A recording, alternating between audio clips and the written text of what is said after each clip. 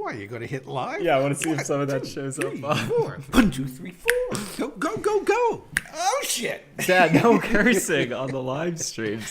We're a minute early. And they caught me. And I didn't just say, Dad, we're going to go live. That's on the internet in perpetuity now, Pops. 1, 2, 3, 4. All right. Saturday night. Saturday evening here in Las Vegas. Saturday afternoon. Saturday late afternoon in Vegas. But we're live. So, wait. Yeah. And I'm feeling better. I was about to say, so yesterday, if you saw yesterday's members only live stream, those go live on the channel after we do them live for members only. It was me for 50 minutes solo. And that video, Dad, I don't know which arm you got the shot in. Okay. That video, Dad. Yeah. Did really well. It has 0 dislikes. So what are you saying? When we get dislikes, it's people don't like me? You know what I say? No. Those are some of the smartest people on the face of the planet. So here's what we're doing tonight. We're going to do a call-in show like normal, like we do on Saturdays, but also some breaking news. We didn't put emergency in the title of the video, but maybe. Because we're trying to earn back some we're trying to earn back some credibility. We do have some news from Stellantis, the lost automotive continent. The lost continent of Stellantis. Yes. Yes. Some divers found some interesting tidbits of information floating at the bottom. Yes. So we're going to we'll walk through some automotive news stuff. Yes. Lisa says, good to see Dad. Yeah, trust me. My pops was feeling pretty sick, so it's good to see you feeling good. I am ever so thankful Yep. that I have gotten both doses of the Pfizer vaccine. Yep. The second dose knocked you out. The first dose was easy, not EASY, but easy. This is gonna be a nice. The second dose, well, that kept me flat on my back and butt for a couple days, and I was starting to feel somewhat normal again last night, and I think this morning after rough dreams, I felt pretty good, and I feel pretty good, and I got coiffed.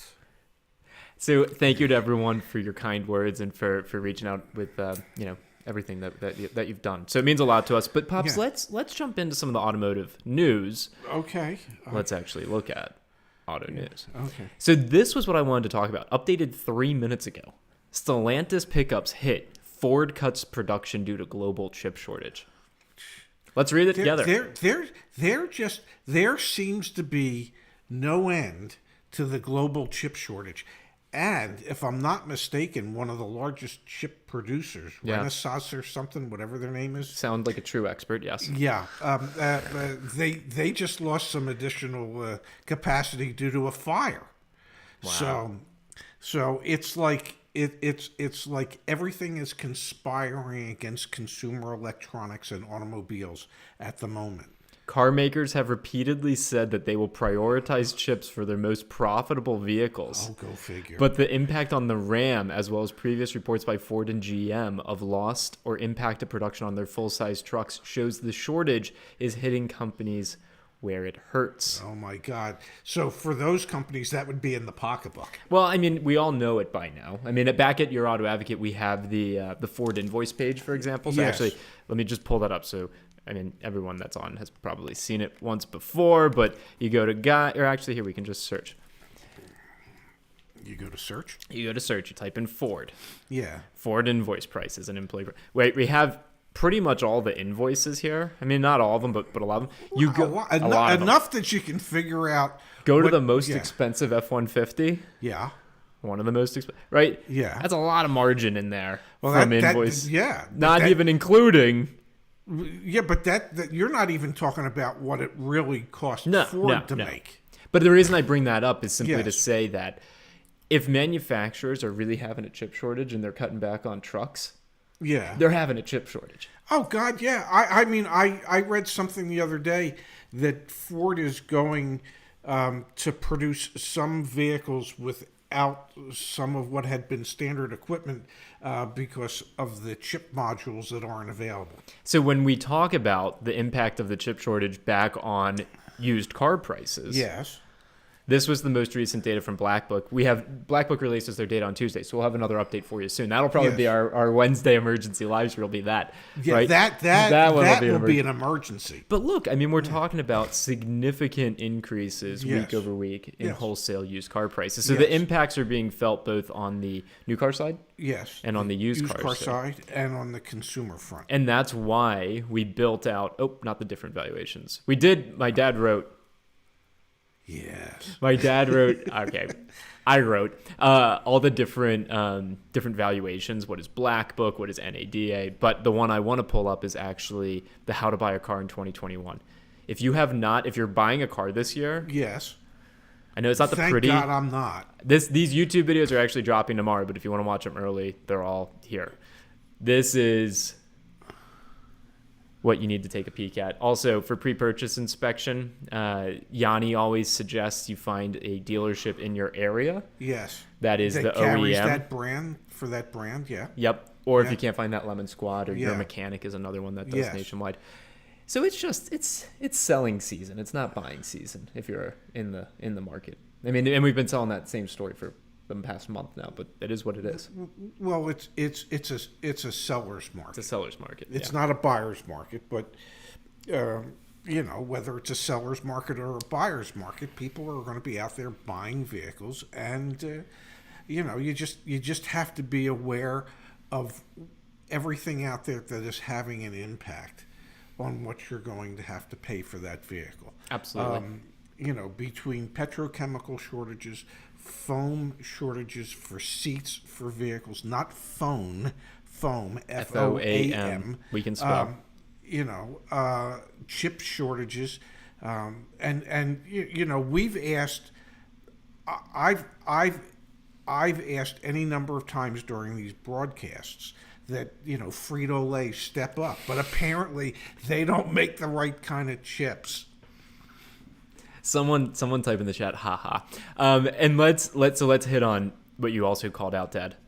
Renaissance, the fire halting production. So it's like just across the board, like you said, everything's conspiring. Yeah. The other thing that I wanted to touch on, industry news related. Yes. The leading article right now, public groups hit the gas on used only. So we've talked for a while now. I haven't read that. Yeah, you haven't read this one. It came out yesterday. It's just talking about... That's why I was still under... Look, there's my former boss. Yep. Yeah. Leaders from publicly traded dealer groups. I don't want Roger to take this poorly, but he's looking older.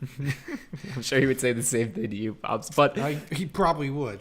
Anyway, it's just... It's a sign of the times, this idea of like competing with Carvana and whatnot. There you go. Our goal for super centers is to earn between 3.5 and 4% on sales while generating earnings. It just makes it all the more important to be knowledgeable, because you're going to run into more and more of these one-price stores, and you just need to... Yeah. So what was that article saying? That the public groups are going to be investing heavily in competing with Carvana, Vroom, Shift, and CarMax, quite frankly, which everyone's left CarMax alone for the most part because they've been so dominant. However, these public companies are looking at, like Penske, like AutoNation, and they're saying, wait, we could do the same thing. Let's go. Yeah, Let's give and it a shot. Are doing it. Echo Park is, what's that, Sonic? Yep. I mean, everybody's doing. I know Penske bought some used car only stores in England. They bought CarSense in the Philadelphia, New Jersey area, which are used car only stores. They're going to be expanding those. The future is in used cars because the margins are greater. Exactly. You've heard me talk about it, and I know that our community doesn't necessarily believe it when I say this, but most dealerships, only about 2 cents out of every dollar makes it to the net profit. Yeah, in normal times. In normal Pre-COVID times. Pre-COVID times. So, for a dealership to make money, a lot of money, Got to move a lot of metal. They've got to move a lot of metal. They have to sell a lot of product. And if they can double what the net profit is... What hits the bottom line? By concentrating on pre-owned cars, then that's what they're going to do, especially when they have to answer to investors, shareholders. Yeah, those people. So let's hit on one thing, and then let's open up the phone lines, and we'll start taking some phone calls. Do a few early, then we'll do the live chat, go back and forth. I am here. I am not only here for you, I am here for our community, and I am vaccinated and ready to go. Love it. Yes. So one of the things that I'm proud of is the Black Book integration that we brought online. So yes, since there is more competition, if you think about the used car business, you make your money on the back end. You make some money on the front end, but your loan portfolio and your extended warranty. If you think about the used car business, I'm gonna help you out right now. If you're thinking about the used car business, you make your money when you buy the car as the dealer. Okay? And what I mean by that is if you buy the car at the right price, then you're going to be able to sell it for a nice profit. For a front-end profit. Yes, for a front-end profit. If you have to pay too much to buy that car, well, that's going to severely impact your front-end profit. Yep. So, as I used to always like to remind my sales staff, and mostly my owners like to remind me, Ray, you make your money when you trade the cars. So, trade them right.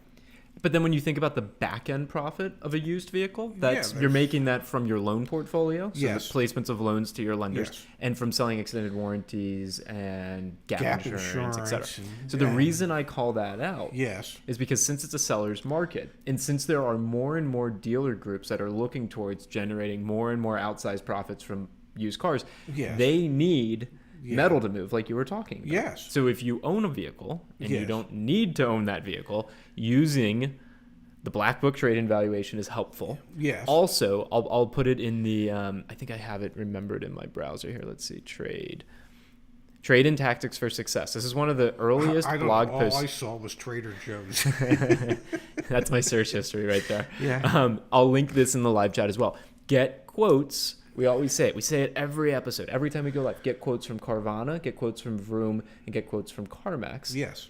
And then also in this environment, get quotes from the dealerships, the local dealers. Absolutely. You can, it's seller's market. Everyone needs inventory. So please, if there's any takeaway from tonight's episode, it's that you have that leverage.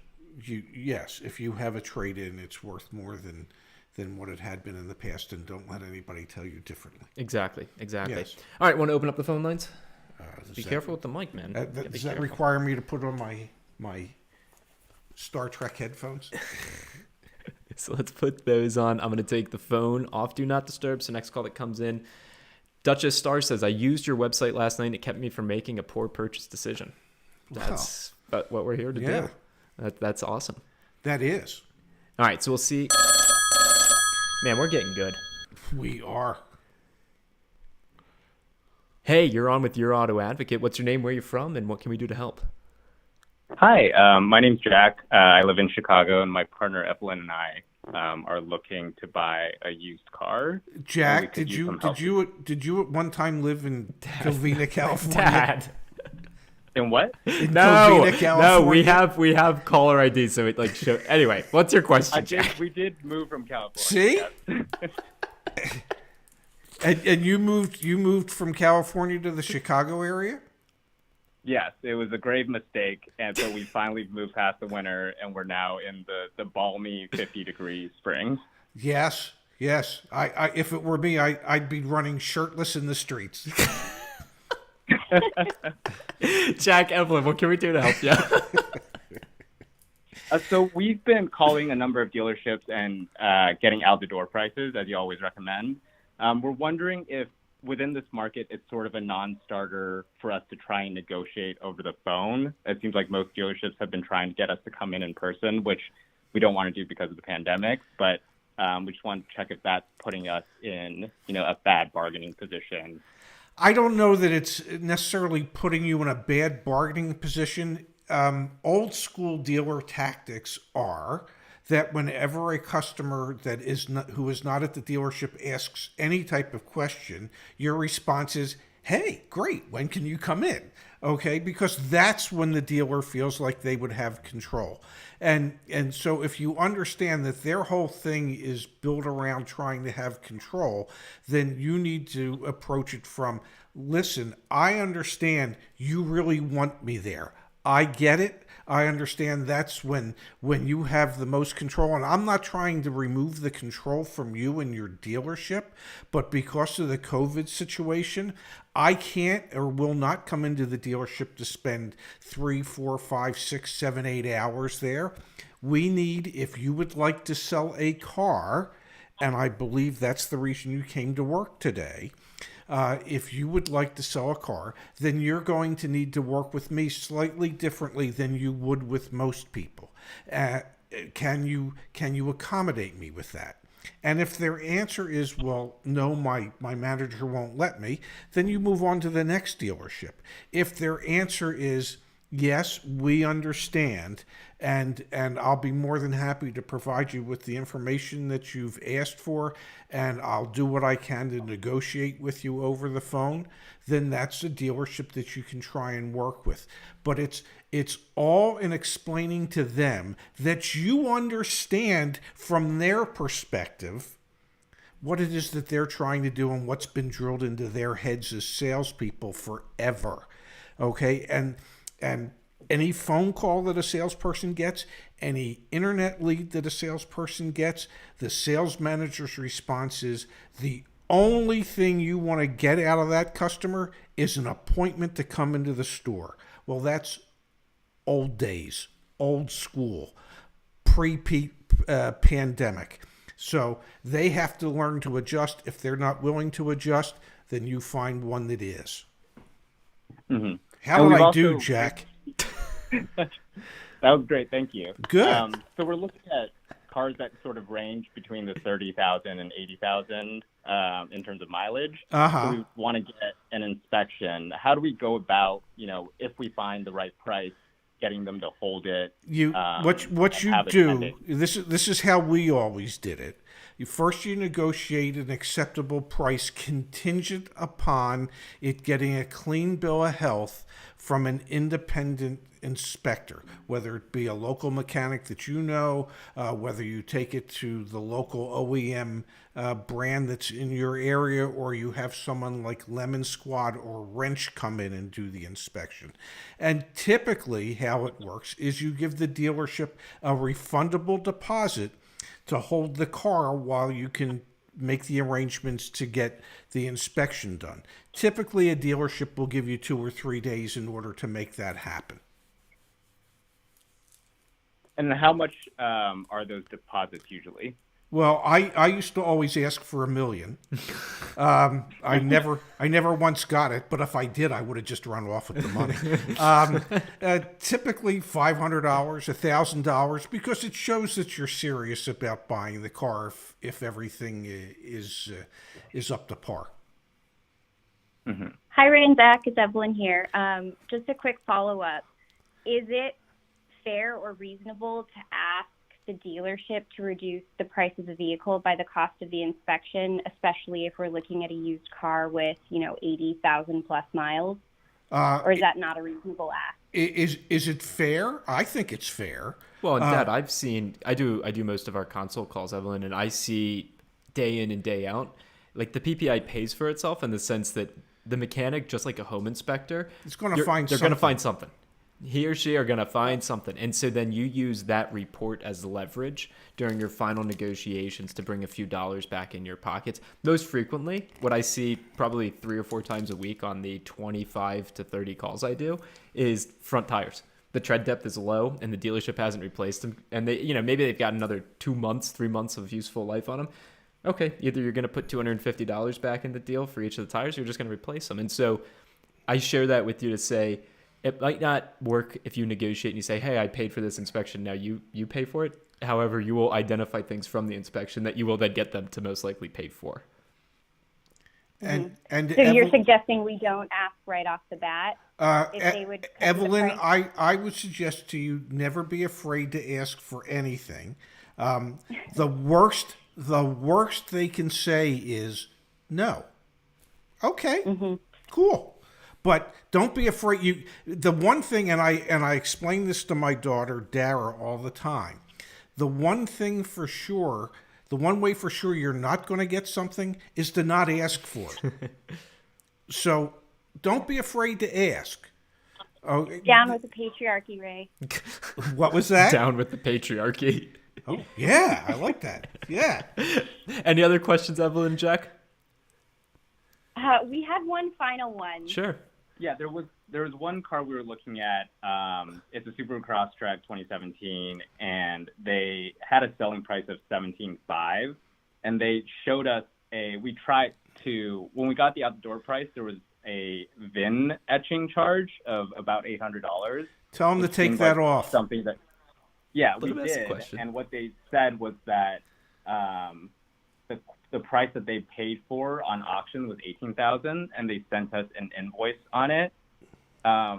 Is that a legitimate invoice? And this person just ended up paying too much for the car several months ago, or did they just sort of make something up? He paid $18,500, so his argument is that he is already losing money on the car, and this VIN etching bogus fee is a way for him to recoup some of what he's losing, and so he won't budge. The VIN etching is worth about $25. Does that help? No, but I mean, put yourself in their shoes, Dad. So, like, what is if you're Jack and Evelyn, and you're trying to work this deal, and the dealer won't budge on it? With a used car, your end of month negotiating leverage isn't as strong as on a new car. So, do you have wiggle room, or is it more in this environment you got to bite the bill? One thing I'll suggest: yes, feigning interest in back office products. Yes. If it's a franchise dealership, if this is an independent lot, that doesn't work as well. But if you guys like a word track or a way that you could play this would be take that off the front end, and we'll help you out on the back end. We need an extended warranty for this thing. If you say that, they know that there's like $2,000 on the extended warranty, and then don't buy. And then don't buy. And the reason reason this works, and I hate the gamesmanship of it, but the reason it works is you've seen the videos, I hope, with Kimberly on them. Yeah. In a dealership construct, Kimberly and my dad, they don't talk to each other. They have a deal jacket, but it's not like you guys get paid off different gross. Like you can use that as leverage, and you don't really have to worry about that sales manager going over to the F&I manager and saying, hey, make sure they buy an extended warranty. That F&I manager. Well, the sales manager will say to the finance manager, they've expressed an interest in possibly buying an extended warranty. Don't blow it. Yeah. And then you guys get to say no to that. So that's one thing I'll share. But Dad, do you have any other advice? Because it is really hard to get the I understand stuff. It's hard, but it's hard or not to ask people to spend $300 or $500 or $800. No one disagrees with that concept for window etch. That is really worthless. Well, it's worth $25, you said. Yeah, well, okay, so it's got $25 worth of worth, which is really worthless. You have every right to expect them not to charge you for that. It's a pre-owned car. It's one thing on a brand new car. It's another thing on a pre-owned car. But I guess the point I'm trying to make that is like no one disagrees with you in principle. There's 270 people here. Everyone agrees with you. It's then how do you action that? And that's what's really challenging. Yeah, it pissed me off because on principle, it pissed me off that he was so insistent on this bogus fee, but he sends, proof, an invoice, how much he paid. And I'm like, all right, he is basically taking a loss on this. It seems like a good enough deal on our end. Why am I so hung up on the principle of the thing if at the end of the day I'm getting a good deal? If you feel like you're getting a good deal, then go forward with it. But if it's important enough to you not to spend $800, then offer them $200 and negotiate a price on the etch that is more reasonable than the $800 that he's trying to charge you. And back end, that's what I'm telling you. I've heard that work, so to give that a try as well. Gotcha. Well, thanks so much, guys. And then let us know how you make out. Yes, please do.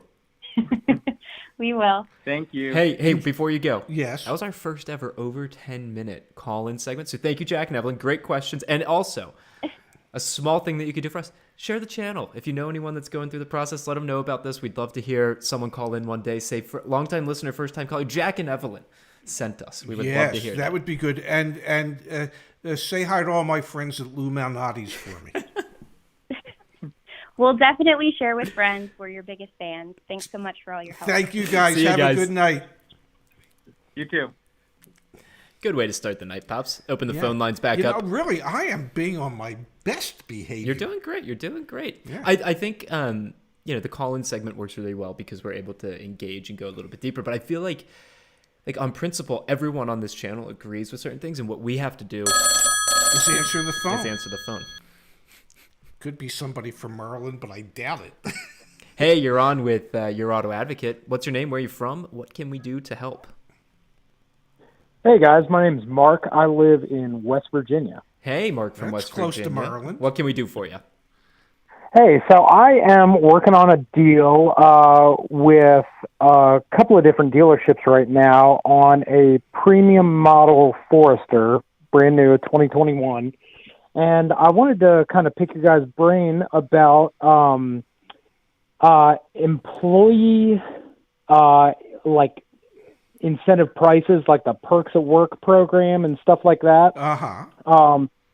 So through my employer, they offer the Perks at Work program, and I got a few quotes through that. I guess they partner with TrueCar. Mm-hmm. And I'm assuming the dealerships get some kind of a kickback from it because they're offering me... The dealerships pay to be able to be part of the TrueCar network.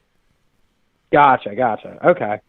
Yeah, because the MSRP on that car is, I think it's 29,490. Okay. And I've got one dealership offering me a sale price for $26,088. Wow, that sounds pretty good. Yeah, I thought so too. Now their processing fee is about $800, which is kind of steep. Not kinda, it is. Yep. Yeah. Yeah. So I wanted to talk to you about having that inexpensive of a sticker price, but still trying to negotiate that processing fee down some. Well, as I said to Jack and Evelyn, you can always ask, and you should. Right. You know, the processing fee represents nothing other than a profit center for the dealership. There's no cost associated with the processing fee. I came up with in all the years that I did it when people say to me, well, why do I have to pay for that? And my excuse always was, well, that's to cover the expense of our non-revenue producing employees. Well, that shouldn't be the customer's responsibility. That's the owner's responsibility. Yeah. Yeah, exactly. So, 800 is outrageous. But that 800 could allow them to offer you a lower price up front. What you need to do is compare the out the door pricing with all the fees between each car dealer. Exactly. Okay, not necessarily the selling price, but the total price. And Dad, you said something that is spot on. TrueCar and those affinity programs, the dealers pay to be a part of them. We have a great article back on the website and a video on YouTube talking about the Costco auto buying program. Yes. That's one of the most well-known auto buying programs. Yes. And they get affinity level pricing. However, what you can do is you can find dealers that aren't in those networks, go to them, take your Costco price, take your TrueCar price, and say, hey, $500 under this, we have a car deal. And because they haven't paid the $1,500 a month to be a part of the TrueCar network or the Costco network, most of the time they'll say yes. And so I share that with you to say, find the other dealers like my dad just said, but always on the OTD because there's all the fees associated with the deal. And what I would also suggest is try negotiating it as if it wasn't a Perks for Works deal. Okay. And then say, oh, by the way, and see which is lower. Okay. Okay. Yeah, I can definitely do that. Good. All right. Sounds good to me. See you next Saturday. We'll look forward to hearing how things go. Yeah. Yeah, I'll let you guys know. Terrific. Appreciate Thank it. you so much. All right. Thank you, guys. Yep. Nice. Bye-bye. Awesome live chat that we see here. Christian Jane says, paid for window etching on a new car. 2 months later, the windshield had to be replaced and I couldn't get it re-etched. I found out later that etching means nothing without paying extra for insuring the etching. Yes. You and Kimberly have talked about that a bit in the past. Yeah, the etching itself is so darn cheap. and it means nothing. What you're paying for is the insurance, listen, that's not how police track cars when cars are stolen. They don't go, "Ooh, let's check for the window etching on all the windows." No, that's. Before we open back up it's a waste of time and money. That's all I can tell you. I want to pull up two things, and I want to get your reaction to them, Dad. So we have this is from Kia, an OTD for a Kia. Now, what I want to show you here is look at this this discount, 3601. Where did you learn to do that? Hey, man, I'm leveling up here. Look what they did. Yeah. Courtesy appearance, $18.95. It's the courtesy appearance. Right? Yeah. Now, this one that's down below. Imagine if it was a discourteous appearance package. Now, look at this. Now, look at this. Yeah. The discount on this one, they broke it out what the dealer was versus what the rebate was. The dealer discount's $17.96. Yeah. It's no discount. No. Isn't that insane? Not a dime. Isn't that absolutely ridiculous? This is a member, and I've been working on consults with her. Absolutely crazy. Other thing I wanted to show you, Pops. I don't know if you're aware of it. 2020 and 2021 new Chevrolet Bolts. Yeah. Look at that selling price, that advertised selling price. Jeez, that's $20,000 off of MSRP. Yeah. I got to get me one of them. And I don't even have any place to charge it. I'm just showing the community just because someone sent this in to us. Adrian sent this in, and it's like, holy cow. Yeah. What the heck is going on there? Absolute craziness. It really is. Misty says, just purchased today. F&I was a nightmare. I negotiated a great deal, but was punished with a 5% rate at 830 credit score. I will be contacting you for extended warranty. Misty, that's great. Appreciate that. Yes. Always, like we preach, come in with a pre-approval. It's the best thing you can do. Get a pre-approval from your bank or your credit union. 5% rate on an 830 credit score is, I don't know, probably no more than 2 or 3% higher than it should be. And remember, I hate to say it, gang, but sometimes we get comments from people saying, you guys are scummy because you sell vehicle service contracts, extended warranties. We don't sell them. If you want to buy them, we give you the quote right here. We make them available. Exactly. And we tell you all about them. And so anyway, I show this simply to say, come here, you can self-quote. You know how many times I hear, Dad, because I do the consult calls, people print this out, they take it to the F&I office, and they actually get the dealer to beat the price. Why? We're not the bad guys. We're trying to help. That's all.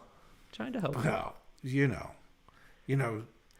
there's Window haters etching. out there, buddy. Window etching, $19.99 on Amazon. Let's open the phone lines Yeah, back but up. that doesn't include the insurance. Okay, yeah, the $700 Yeah, insurance. and please don't get any of that acid on your finger when you're putting the window etching on. If you know someone who's buying a car, send the link to tonight's live stream to them, please. Yes. Buying a car. If you don't mind muting us in the background, you're on with Your Auto Advocate. What can we do to help you with? Oh, wait, where are you from and what's your name? My apologies. Hi, this is Beverly from Cleveland, Ohio. Speak up a little bit, Beverly from Cleveland, Ohio. We're happy to have you on. What can we do to help? Okay, well, I wanted to let you know up front that I got my daughter a car about a month ago using your information. I watched you for about a month, and I ended up getting her a Cruise for a little bit less than what you told me to offer the dealer. Can you just give us 1 second, Beverly? Yeah. Okay, we high-fived. We're good. Well, okay, continue. Yeah, it was kind of amazing. So I was happy about that. But now what I'm thinking about doing, which I put up in your chat at the beginning, was we have her 2010 Cobalt that's really titled in my name. And it's a matter of, do I keep it? Because we have a house in Florida to run around in Florida, or do I sell it? If you want to pop the VIN in, if you know the VIN, the odometer, pop it in the chat. We'll run it in Black Book here for you. I did do that. All right, we're gonna start. What's your YouTube name? Beverly. Oh my, Beverly. That's There's a lot of people here tonight. When you make your YouTube name your name, I mean, jeez. All right, give me a second. I'm looking. I know. I'm not that talented, okay? No, you're very. There it is. 104,000 miles. And then Beverly, where are you? Or where's the car located? I should say. Right now, it's in Cleveland. Ohio. There you go. Right now it's in Cleveland. It was in Utah for about 7 years. Okay. Oh my God, this is a well-traveled car. So we've got 104,000 miles on it, and we're in Ohio, the great state. All right, let's run a valuation report. Carvana Yeah. at 1,500 and Kelly Blue Book's at 1,895. So Black Book has you at a dealer anywhere from $2,000 to $3,300. Now I'll say that, and my dad and I have seen this experience, later model years on the used side, Carvana doesn't really like, Vroom doesn't really like, CarMax sort of does. Yeah, CarMax tends to pay more for older cars. You know why they do that, Pops? I was talking to someone that's kind of in the know. Well, share. It fits their loan portfolio. They like to finance a specific type of person. They get better rates and more markup there. So that's why CarMax buys a lot of older, kind of cheaper cars. They make it up on the back end. Gotcha. So Beverly, I mean, you could use those numbers, but I'm not sure how much you need, $2,000 or $3,000 in your pocket. But that would be, that's the ballpark for you. Okay. And okay, great. Yep. Hey, there you go. Yeah, look at that. And I'm so sorry to have found out last week that Lola's, Michael Simon's restaurant, closed in Cleveland. Yeah, a lot of things have closed in Cleveland. A lot of things have closed all over the country. You're right. Well, Beverly, thanks for calling in. I'm glad that we were able to help with your daughter's purchase. And thanks for being a part of what we're doing here. Okay, thanks. Thank you, See Beverly. ya. Good night now. Bye. Bye-bye. That was nice. Yes. Phone line's back open. Oh, my God. The phone lines are open? We're getting good at this. Yeah. Misty F. F and I told me I have to wait 90 days to pay off because it won't be title ready. That is the big lie. I will put that in the whoops, that call dropped. I will actually find that and put it in the Yeah, Misty, it takes a couple days for the loan to get booked. That's all right. You're on with your auto advocate. What's your name? Where are you from? What can we do to help? Hi, this is Caitlin. I'm originally from New Jersey, but I've been living in Florida for 7 years. Caitlin, where in originally New Jersey, from Caitlin? New Jersey and now in Florida. What? Yeah, okay, yeah. In New Jersey, I lived in Mercer County, which is right outside of the capital, Trenton. Uh-huh. Yeah, we have family in Heightstown. Oh, yeah, that's very close. Yeah. Awesome, cool. So I'm trying to. I have a trade. It's a 2016 Rav4 hybrid. Okay. It's the highest trim, and I had to jump through hoops of fire to get my warranty money back and all my vehicle protection plans and what have you. I finally got it back. But anyway, I've always wanted to buy a Wrangler, but I always hear and have always heard bad things about Wranglers, and I wanted to know what your guys' opinion was on, is it just a bad idea to get one? Well, it depends on how bad you want one, Caitlin. Yanni in the live chat. Is it a bad idea to get a Wrangler? You probably like the RAV4 because you probably haven't had any real issues with the RAV4. And I don't know that you will necessarily find that to be the case when it comes to the Wrangler. And also, I'll just relate a story to you, and then you can take from this story whatever you want. When the Honda Element came out, I thought to myself, oh my God, what a really cute vehicle. And I went and I got one. And it was cute for about a week and a half. And then I realized it had nothing in it that I wanted. It didn't ride as nice as any of the other vehicles I've ever had. Yanni in the chat says short term on a Jeep, Caitlin. Just calling that out. Sorry, Pops. Okay. Go ahead. And I was in a 3-year lease. On a Honda Element? In a Honda Element. If only I had known. And I begged wholesalers to help me out and pay too much so I could get out of it in a year. So just be careful what it is that you think you want. If you're used to the RAV4 and you're used to the reliability and the ride and everything about the RAV4, those are probably not the same things you're going to find in the Wrangler. Right. Okay. But Caitlin, if it's any consolation, I say go for it. But also, I mooch off my dad and drive his car, so please do not take that as genuine advice. yeah, I mean, some people would tell you not to get a Mini, but you know. Yeah, but that's why you lease the Mini. Yes. And so to Yanni's comment, I don't know. Yeah, yep, there you go. Yanni says lease it. And then see if maybe that's the way to go in the future. Maybe do a 2-year lease or a 3-year lease. But I think, I can't tell you what you're going to think or how you're going to feel about the ride. But you know what? Go to like Hertz and rent one for a week. Well, so I actually just went on a trip to Arizona and I rented one while I was there and I loved it. It was great. I'm just more concerned about am I going to have issues with it, with mechanical issues? I feel like they're known for that, and I don't know. I'm not a car expert, so I don't know if that's what I hear or if it's actually true. Okay, it's true. Okay. All right, that's what I needed to hear. You know what would be a good test, Caitlin, and I say this genuinely, would be run a VIN. I'm going to share my screen just so that everyone can see this.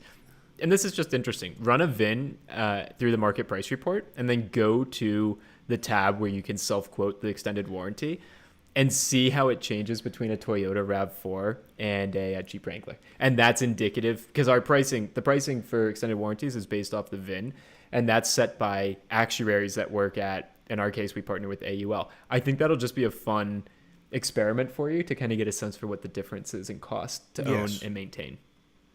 Gotcha. Okay, will do. Thank you guys so much. I appreciate you. I love your channel. Thank you, Caitlin. That means the world. We love you. Okay. Thank you, Caitlin. All right, bye, guys. All right. Bye-bye.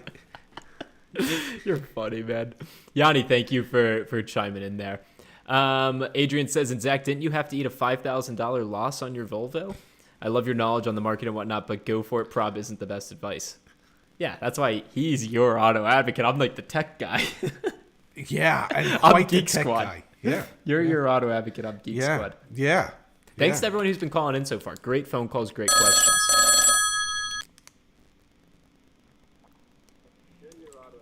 All right, you're on with your auto advocate. What's your name? Where are you from? What can we do to help? And if you don't mind muting us in the background, that'd be awesome. Thank you, David. Oh. Hi. Hi. My name is Duchess Starr. I'm from Alabama. And currently, I'm trying to decide, my husband's buying me a new car, between a 2021 Audi A6 Prestige, around 71 is the MSRP, and the Audi Q8. So if I get the Audi Q8 Prestige, which is around 83 MSRP, I was thinking about potentially leasing it, only because I've never owned an Audi before. I'm moving over from Lexus. Uh-huh. And so I was trying to get some advice from you all. If we wanted to get a real residual value and the money factor, how would we go about doing that without knowing, if it's inflated? Is it worth it? Well, the residual value can't be inflated. Okay, the residual values and percentages are percentages that are based off of the MSRP, and those are set by the lease company. So in this case, it would be Audi Financial. As far as the money factor is concerned, I can tell you my experience with Audi was they didn't expect to offer the lowest leases in the market. That wasn't their intention. They wanted to be competitive, but they didn't necessarily want to be the lowest. You can ask what the money factor is, and you can ask whether or not they're marking it up. Use the word. Okay. Buy rate. Buy rate. You ask them what buy rate is on the money factor and ask them if they're marking it up. And I would suggest to you, from having spent a little over a year at an Audi dealership, you're much better off leasing it than buying it. Great. Audis are not Lexus. And what I mean by that is Audis have a greater tendency to need service beyond their warranty dates. Gotcha. So, that's good information. And the Thank service you. is expensive. So you're better off in, say, a 3-year lease where you're keeping it for 3 years and you're under warranty the whole time. Perfect. Yes. How did I do? You got fine. You did great. A+. I get the Ray Okay, so Shefska can I stamp ask of one more approval. question? Of course. Just one more quick question. So if I order a car, can I Yes. still expect to negotiate the price? If you order a car, you negotiate the price of the car as if it was there. And Duchess, I'm going to in the chat put my dad did a great job on the factory order video. I will put that in the chat, please. It's 10 minutes. Okay, I will look that up. Yes, because I'm going to put it in the chat. Don't you worry. You pretend that the car's there. You negotiate a price off of the MSRP, and I will tell you that most Audi dealerships are not making a lot of money on the front end of the sale of an Audi product. Most of their profit comes from Audi themselves when they hit their monthly and quarterly objectives. So your advice that you've given before on buying on the last day of the month is a good time to go in there then. Yes, absolutely. And so negotiate the price up front, subject to being able to take advantage of whatever consumer incentives are available at the time of delivery. Okay. They keep asking me if I'm a Costco member, which I am. Yeah. But I just didn't know like how much that played into kind of the bait and switch with pricing, and if I'm really still getting a good deal, or if the MSRPs are kind of adjusted to make it look like once Costco's discount kicks in, am I really getting a good deal? I would ask them to share the invoice cost with you. Okay, great. Okay. You guys that doesn't mean they will. Awesome. It doesn't mean they will share it, but you can ask. And and I know from when I was at Audi, in our local market, the average gross profit on like a Q3 at that time was $1,000 lower than the invoice cost to the dealer. So when I had a lady order a car, I told her I'll sell it to her for $1,000 below the invoice, because that's what these go for in our market area. Okay. So it was kind of simple, and the local Audi sales managers can get that information from their area representative.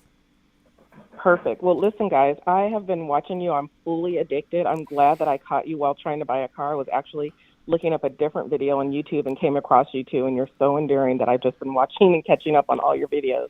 So thanks so much. Well, thank you. And even after you get your car, doesn't mean you have to stop watching.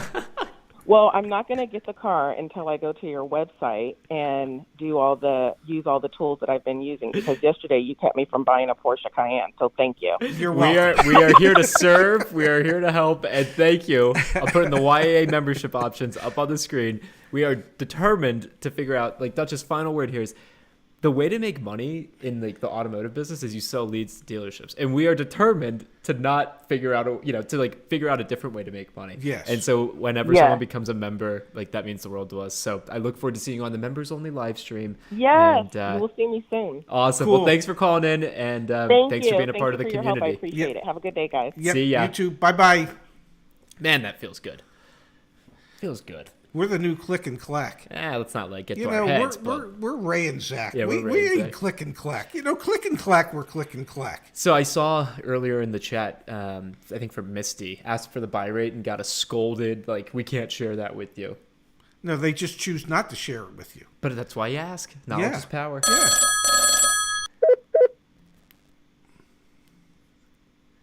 You're on with Your Auto Advocate. What's your name? Where are you from? And most importantly, what can we do to help? Hi, Zach. This is Dana. I'm from Raleigh, North Carolina. I actually have been watching you guys for probably as long as you've been out. And I was just trying to go over a car deal that I just finished. I try to wrap everything into the total price of the car, the taxes, registration tax, that whole thing. Yeah.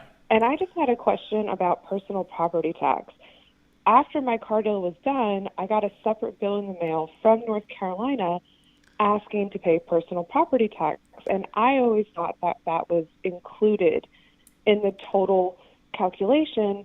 And I was just wondering if you guys could speak on that, because I've only done one other car deal in North Carolina, so I'm not familiar.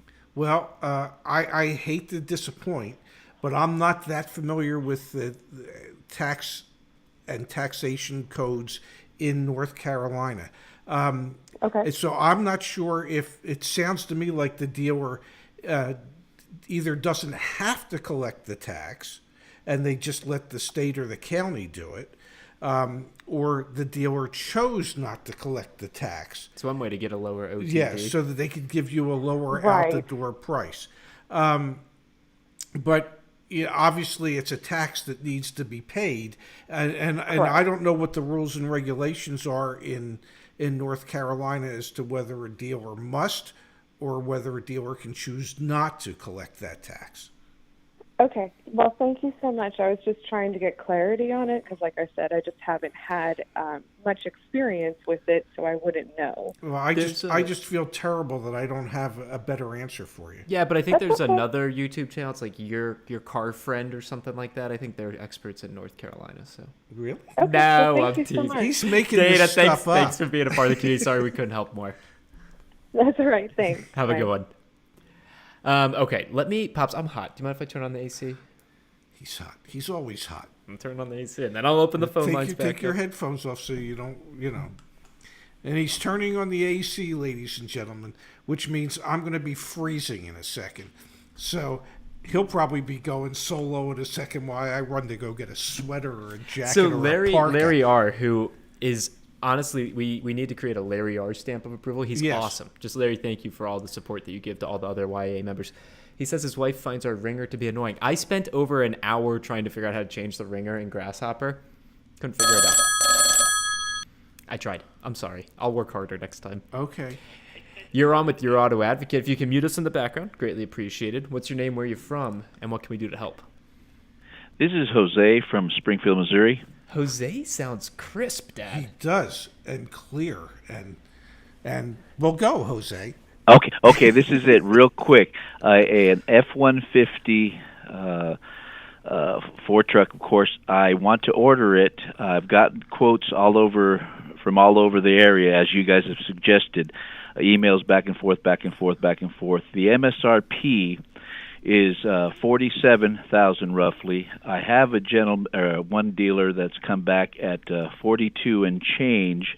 Now I'm just real gun shy. I know that there's probably a little bit more finagling I can do if I sit down with him. Do you think that's an absolutely great deal there? Should I try to work off a little bit more of the floor plan? What's the trim level, Jose? What's the trim level? Excuse me? What's the trim level? It is, and it's a diesel. It's going to be a diesel. It's the XL. The XL. Yeah, it's not fully loaded at all. It's really, it's not bare bones. Super Crew XL? A Super Crew XL, yes, sir. All right, let's take a quick diesel. peek. We're pulling up the invoice here. Oh, but this isn't the diesel. I don't have a diesel invoice. Right. I've looked that up, some of the other sites and whatnot. Well, the holdback on the non-diesel version is $913. I'm just throwing that. Floor plan $602, advertising assistance $684. And that's on a car that was MSRP of $47,300. So your diesel's probably another. Yeah, go ahead. Well, you know what? On the I got a what says it's a pre-order inspection, pre-order preview. There's two columns. One column is the MSRP column. One column is an invoice column. Oh, so you have an invoice. Yeah. Right. I'm wondering which number is best to look at as far as the deal I'm getting. Well, what's the invoice price? Okay, you mean the top number on the invoice column is $46,000. Okay, and the bottom number on the invoice is $45,000. Maybe. And the best deal I've gotten so far is about $42,000 offer out the door. Out the door at 42. Are you in a state with no sales tax? Huh? Are you in a state with no sales tax?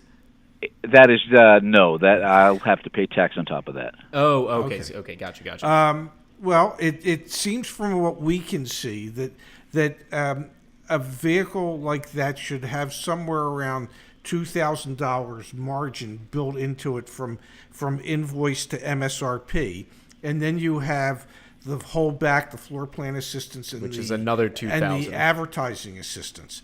Now, bear in mind, if you're ordering this vehicle, the floor plan assistance to the dealer is just profit. because they're not going to floor plan the car. They're going to be selling it as soon as it comes in. So that's just Understood. extra profit for the dealer. The holdback's extra profit for the dealer. The marketing assistance is all extra profit for the dealer. So you very well should be able to get the car at that 42 and change number. And Jose, I'll just call out quickly, if you haven't, run the VIN through the market price report, see what the market conditions are, and contact a handful of other dealers like you said you did. I mean, at that point, I feel like you've done your due diligence. So I'm going out on a limb here without being able to look at the OTD quote. Sounds like you've probably worked a heck of a deal. It sounds very reasonable for an ordered vehicle. My only concern right now is with the chip shortages, how that may impact vehicles that are actually being ordered. Yep. And that's a question I have just real quick. What do you think? What's your guess, there, gentlemen? Will this might I come up? Will Ford at one point say, "Nope, we can't build these diesel trucks"? Well, if they don't have the chips that they need, they very well could end up saying that. But that would be. And what happens? What happens to my order? It doesn't get built. And Jose, I just wanted to call out. I mean, all the research we've seen says it's about $2 billion shortfall. $billion. If they can't be building trucks in general, I mean, that's going to be tens of billions. So the expectation isn't that the manufacturers won't be able to produce. It's just delayed production. So, okay, then real quick then. So if I go in to talk to this guy and he gives me that 42 number, can I sit there and bring out the fact that we know that there's profits that you mentioned here just a minute ago? Which I think he's already accounted for and included those profits in his pricing that he gave to you. But to be direct, yes, bring up the fact that you understand floor plan assistance and holdback. I mean, that doesn't hurt in those conversations. Did you say, Ray, that you think that's probably already gotten into those profits? Yes. All right. If they're at 42 and change, and the car has an invoice of 45, you're in holdback. So yeah, I mean they're utilizing those some of that money in order to offer you get the deal. Yes. Okay. Hey, let me say real quick, you guys are so fantastic. Thank you very much for all that you're doing. Jose, give us 1 second real quick. What was that? Thank you.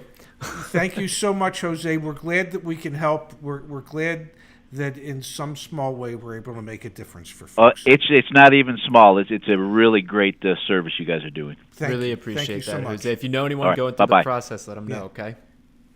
Yeah. Bye. Have a good night. Cool. Very cool. Yeah. You know, I can hear the phone callers, but I can't hear you. Yeah, that's how I set it up. Great. I know how to fix some things, but not all of them. I saw a comment.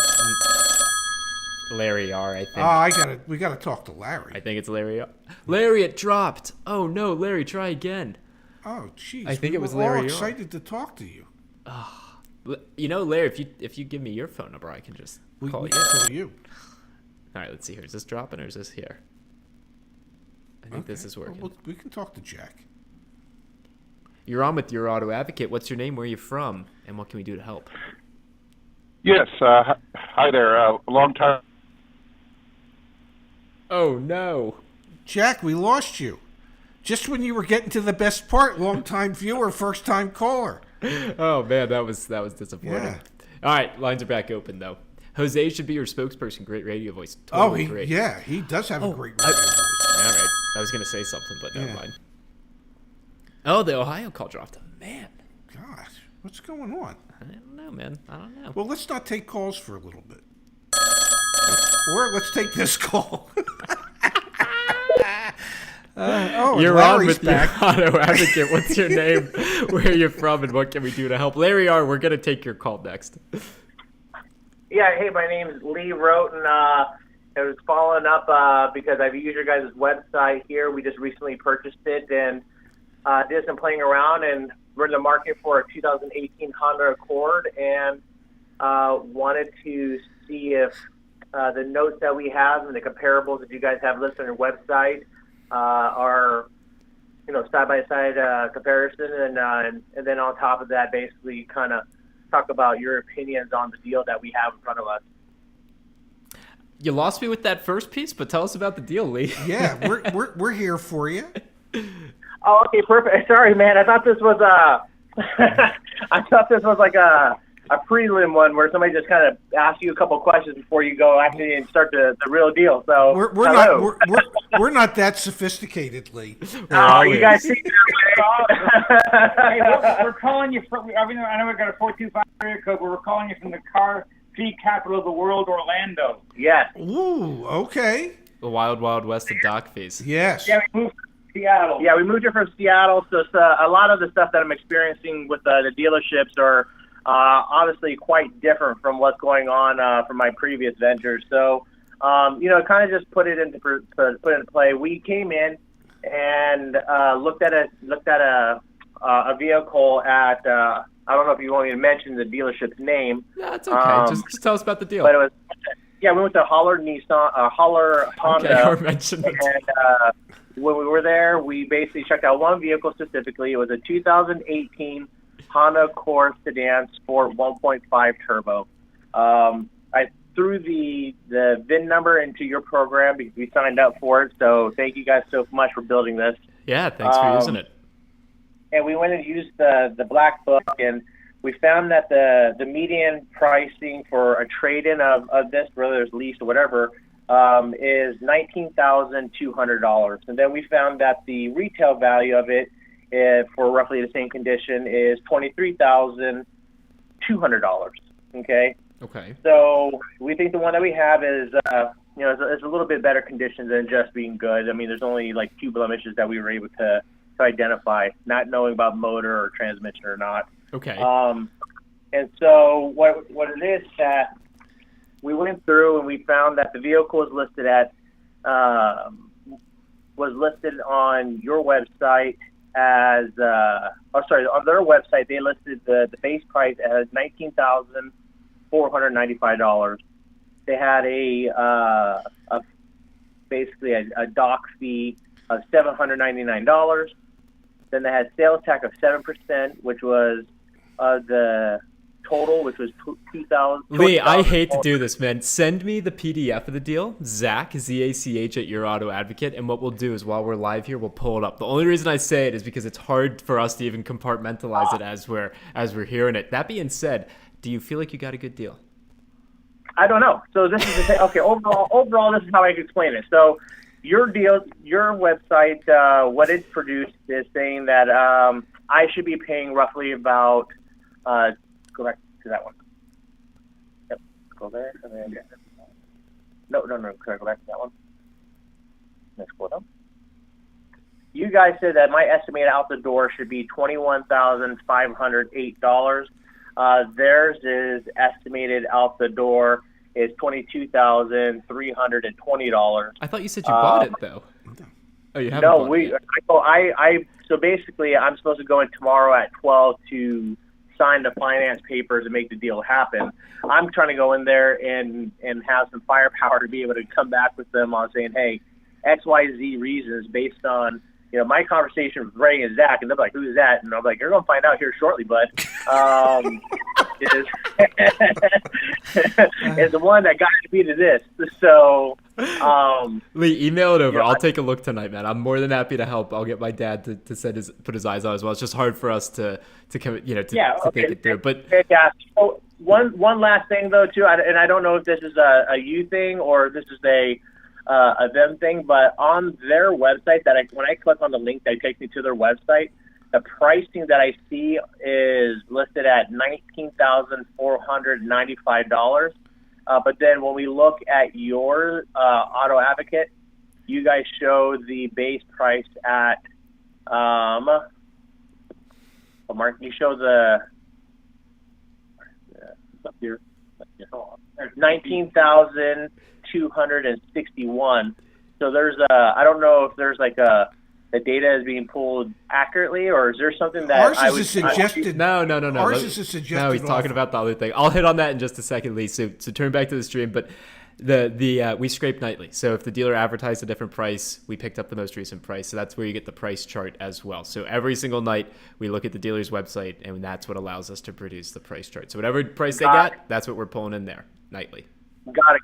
So this number would be updated for tomorrow's numbers that you're going to be showing on the site. Bada boom, bada bing. He got it. Fantastic. So the question is then: is there a way to look at a couple of other things? One would be dealer habits. Whether it be, hey, listen, they're typically going to do X, Y, Z to you. They're going to come out, bring somebody to you, talk to their manager, all these type of deals, and kind of like personas and people and what you can expect from a sales lot, or is that too kind of a broad of a stroke to be able to put out there? I'm talking about where people can go and study and learn tactics. So it's called Deal School. Yeah, it's called Deal School. We got Deal School right on our Your Auto Advocate website.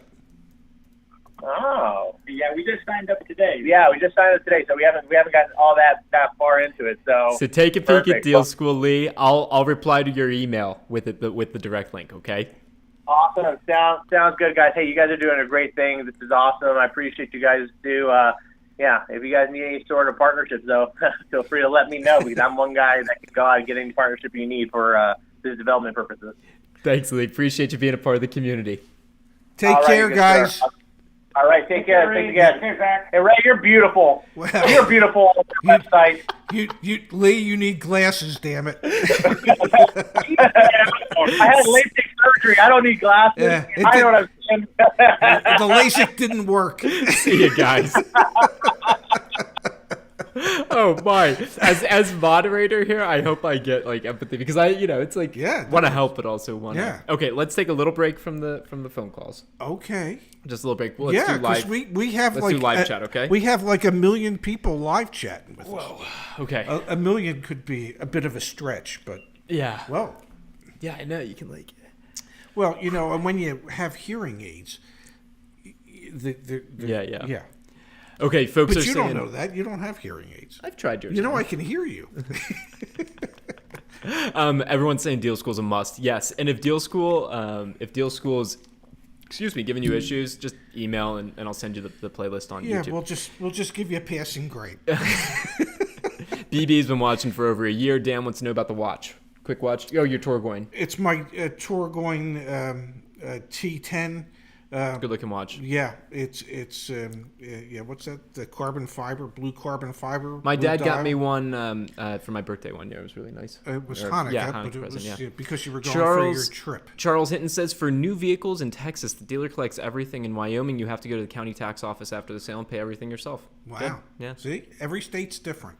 Brian sent in a lease deal. Brian, I will do my best to look it up. Also, members only. That way, we actually look at everything. It's challenging on some of these. Michael says, if you think you're getting a good deal, you're getting a good deal. Well, you know me. I always say it's a state of mind. JP says, I can't believe my call got dropped for that one. LOL. Sorry, JP. Very nice. Seems like the lease estimated payment is a bit high. Been through the OTDs. Okay. There are some really popular cars out right now, like the Telluride in 2022 MDX. Should I expect to pay MSRP? That's from Chris Dad. Well, if you're looking at a Telluride, you should probably expect to pay more than MSRP. And my suspicion is that if there's a short supply of the new 2022 MDX, there's probably going to be some dealers adding additional dealer markup, which I hate. And I think dealers should be perfectly content just to sell it at MSRP if that's the case. Brian, Brian is a member, so this is what we do for members. I am looking up to see if I can find you. Oh, it would help if I spelled your name right. I'll try and find your deal so we can do a quick deal analysis on the fly. Don't know what your email is though, so that's going to be kind of tricky. Okay, let's see. Ray, would you recommend buying a used Mini from Bill Sussman? Well, are you selling one, Bill? No, I would not recommend it. Get a PPI. Get a PPI. And then some. Yes. Greg F.I. says, I have a deal for a 2017 Volt I'm working on. That's the cheapest in the area per the price report, but it does show a minor accident on the Carfax. Worried about pulling the trigger. Let's take a peek. How minor of an accident? We're about to find out. Let's run it back in the deal school. Okay, let me just log in. Core guy just got home. Also, can we acknowledge we got some donations while we were taking those phone calls down? Let's scroll back up. So we had Ian saying money towards the new ringtone, $10. Thank you, Ian. We need. We'll see what we can do. Hoskus, new ringtone, please. Hard to hide the audio from my boss at work. LOL. But apparently it's not too hard for you to hide from your boss at work. That's fantastic. Larry R., we are going to do calls again in a little bit, Yeah. and we are determined to hear from you. Okay, so let's take a peek at this 2017 Volt. So, yeah, they've come down on price. It's only been there for 22 days. Yeah, 22 days now. Yeah. Okay, so this is when it actually, yeah. Wow. Yeah. Okay, let's look at the market report. Oh, there's only two other similar vehicles. Okay. Yeah, that's partly why. But let's look at it on the dealer's website. Let's take a quick peek. I'm interested if we can see the Carfax. I'm sure we can. So that we can get a good, Carfax one owner. So break down a Carfax for us, Pops. Everyone's used to looking at these, but what is the first thing you're looking for when you look at a Carfax? As a former dealer, what are you looking at? To see if it's got a branded title, to see if it's got damage reported. And there you have it. The first line is damage reported, minor damage. Yep. Okay. 1 vehicle owner, 10 service history records. So personal vehicle. Wasn't driven a tremendous amount. Nope. The owner drove less than the average. Okay. Suburban collection. That's up in Michigan. Yep. Not that I would know these things. Yep. Michigan motor vehicle. When was the accident? Oh, well, Here we go. About 2 years ago. Yeah. So when you see a rear minor, and Yanni, feel free to chime in here as well. What are you thinking when you see rear minor? I'm thinking that the bumper was damaged, and they probably either had to repaint the bumper cover or they had to replace the bumper cover. And if that's the case, that's pretty minor. And you're still thinking with any type of used car? A PPI. You know what's great is let's say 5 years from now we have our own PPI service that we offer. Yeah. No one can claim that we're fraudulent. We don't have a PPI service right now. We just recommend it because it makes sense to do. Yeah. It's really just the thing to do. All right, I'm gonna look for Brian again. Let's see. God, it is so cold in here. It's very cold, man. Jeez. Brian, I'm searching your name, man. I'm not finding it. I'm sorry. Maybe you sent it to the other. I'm sorry, Brian. All right, let's see. God. You cold? Cold. Yes. Yes. Lander says. I'm freezing. All right, I'll turn it off. I have to use the bathroom anyway. So okay, Lander says you're gonna run solo for a second. Lander says looking to buy a vehicle, but I'm expecting for the dealership to oversell me on Gap. Not sure where to buy Gap as a standalone. And being with State Farm, I don't think they offer Gap with insurance. You ready to fly solo for a second? No, I'm too cold. Gap, you check with State Farm, see if they do offer Gap, and then you know what? The internet, from what I understand, is a pretty wonderful thing, and I don't know. I would just type in where can I buy Gap insurance for a car loan, and see what gets offered, and see what comes up. But yeah, they're going to try and sell you stuff. That's their job. That's what they do.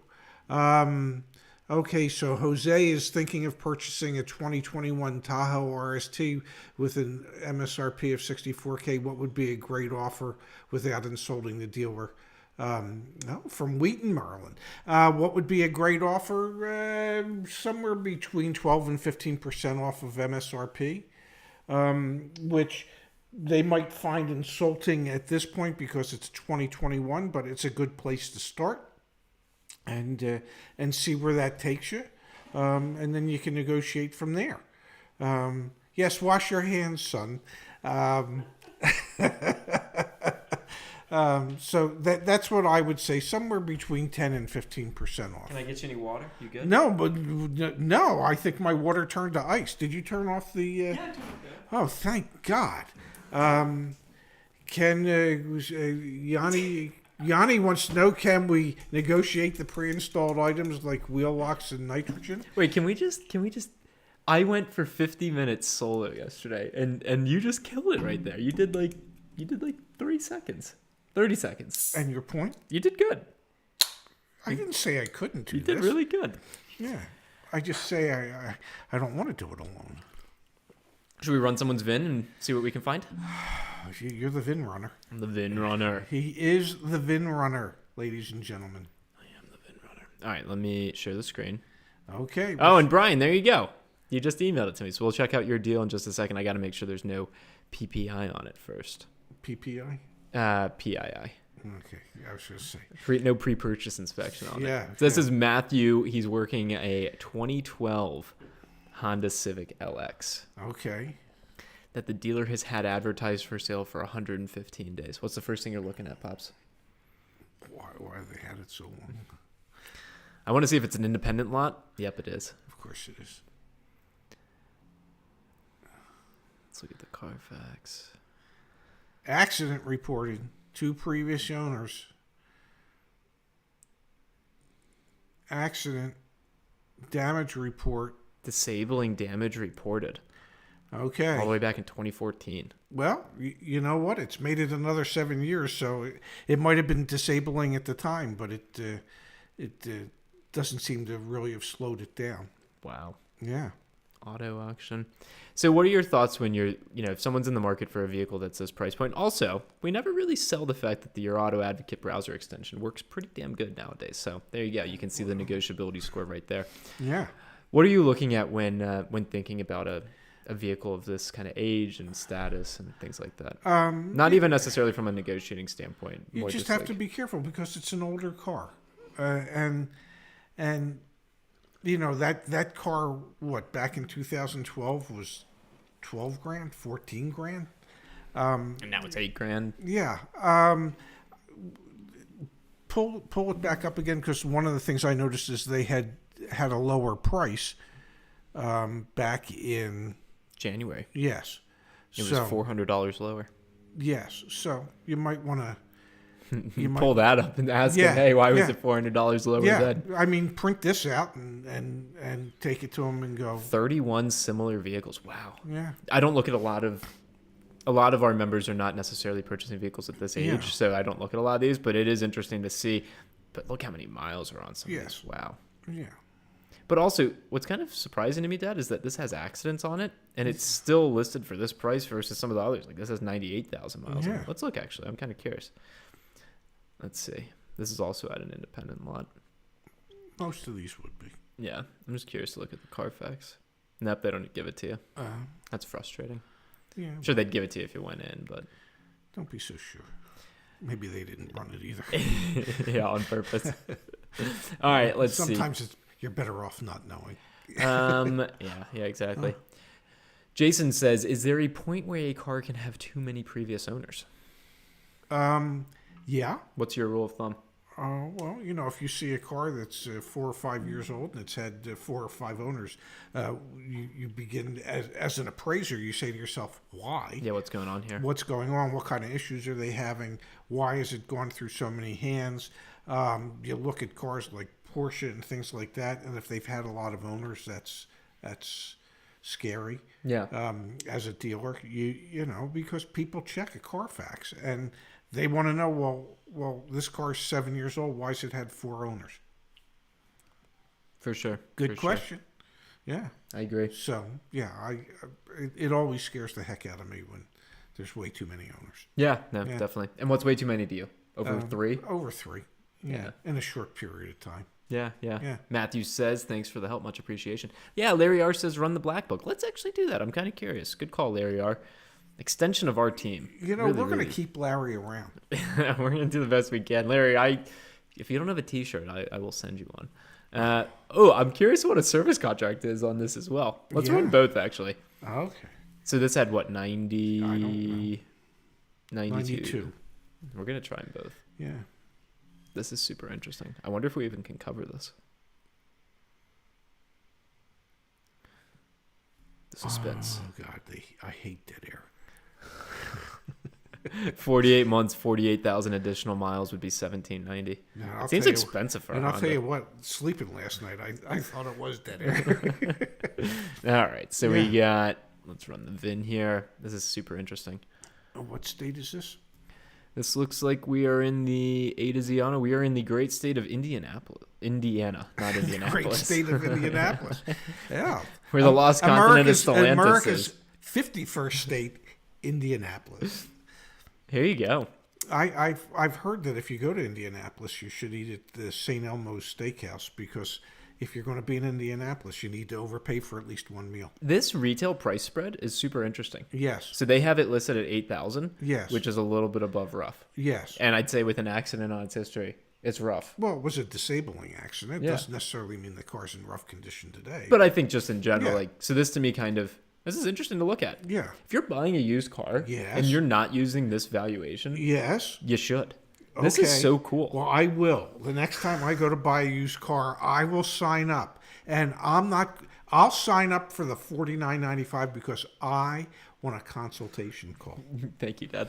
I'll call myself. Hoskus says, people say to find a mechanic we can trust. Yeah. How would you go about finding one? Only owned one car and have been able to fix it myself up until now. It's a good question. Well, then you're a pretty good mechanic. No, but I mean, that is a good question. How do you find one that you can trust? We also had someone ask, how can I find a dealership that I should work with? The way you find a mechanic you can trust is you talk to people you know that you feel comfortable with, who might share advice with you. Have you ever used an independent mechanic? If so, who? Would you recommend them? Would you recommend it for your mother? And Yanni in the chat, if you have comments about how to find that'd be interesting. Yeah. All right, let's see. Robert sent in a VIN here. Why does Ron Rose want to know about best shrimp cocktail? I don't know. Where are we getting one of them? Let's see what this VIN is. You're not taking me to dinner tonight, are you? I wasn't sure if you'd be feeling well enough. We can get takeout. Oh my God! You made me rest for days so I could be ready for this. A Palisade that's been on the lot for 43 days. You believe that? Wow. Let's see. Are there any in the other? It's the only one. You know why it's been on the lot for 43 days? Because it's the only one. Because they're trying to make a pretty penny off of it. Yeah, and it's calligraphy. I used to work for a dealer that oftentimes ours were the only ones, and my dealer was, it's the only one. Somebody in America is going to want it, and they'll find us. I love this. The college grad offer and the military offer. So the conditional final price is $900 less. Yeah. The reason this hasn't sold, I want your take on this, Dad. Yeah. The reason this hasn't sold is because I bet you the moment you ask them for the out-the-door price, it's got $500 or $7,500 taxed on top of it. That would be my guess. Yeah. You've got, go get a great deal. This is where the negotiability score dates work. Like, this is, it's a Telluride. You're not going to be able to get a great deal. So, Rob, you sent us the paperwork via email. Oh, well, wait a second. St. Elmo's in Indianapolis has the best shrimp cocktail. We're in. We're going. We're going to be in Indianapolis. Let's look at, Rob. Sometime in May, we're going to be in Indianapolis. Right around the 6th or the 6th, I think. Yes. And so, yes, we'll have to do St. Elmo's Steakhouse that night.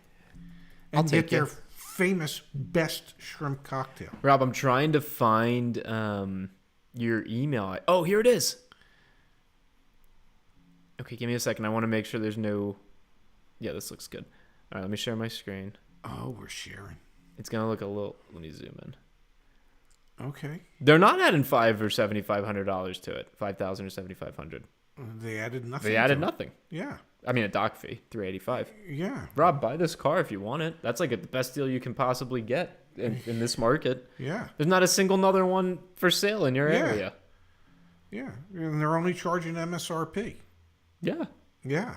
I mean, I would see if you could save a few dollars, but it's the only one. Rob, that's a deal. Yeah. That's interesting. It's cold in Orlando. It's 80 degrees. St. Elmo's is a must. We're going to St. Elmo's, buddy. Let's make the reservation now for Thursday, May 6th. EB, we're going to answer your question in just a second here. Rich Nostra is a buyer down in Florida. So, Rich, thanks for being here. Yes, in the Orlando area. And Larry R. says, how to find an auto mechanic you can trust sounds like an upcoming @Yanni Barron video. I agree. Yes. Yanni, go enjoy dinner, but we need to make sure we film that. How to find a mechanic you can trust. I think that's a great idea. Okay, let's answer EB's question. Okay. Any advice for gaining control of a negotiation when trying to purchase a popular or hard to find new / recent car? I'm considering a Genesis G70. After this, let's go back to the phone lines. Okay, Pops? Well, the only advice I have is be prepared to walk and also be prepared to pay MSRP. And if they're asking for more than that, be prepared to ask that they don't charge you for air. Let's do one more. Training for You says, what is a good price for a 2021 Toyota Highlander Limited? So let's do this on the fly. So how would we approach this? Because it's going to be a little bit long-winded, Pops, but I promise it'll come full circle. Okay. Hang tight. Yeah, you're doing good. I turned the AC off. Yeah, I know. I put this in our community page. Now that Ray, aka Pops, is fully vaccinated, what video do you want us to film first? Go to a dealership and negotiate a deal for a YAA member. 83%. If you haven't participated, please vote here on this. We've only had 229 votes. The reason I say that is because I think people want to see how you think through the car buying process. And so the more that we can document that, the better. So back to Training for You's question. Let's actually run this really quick. Yeah. As if we were training for you.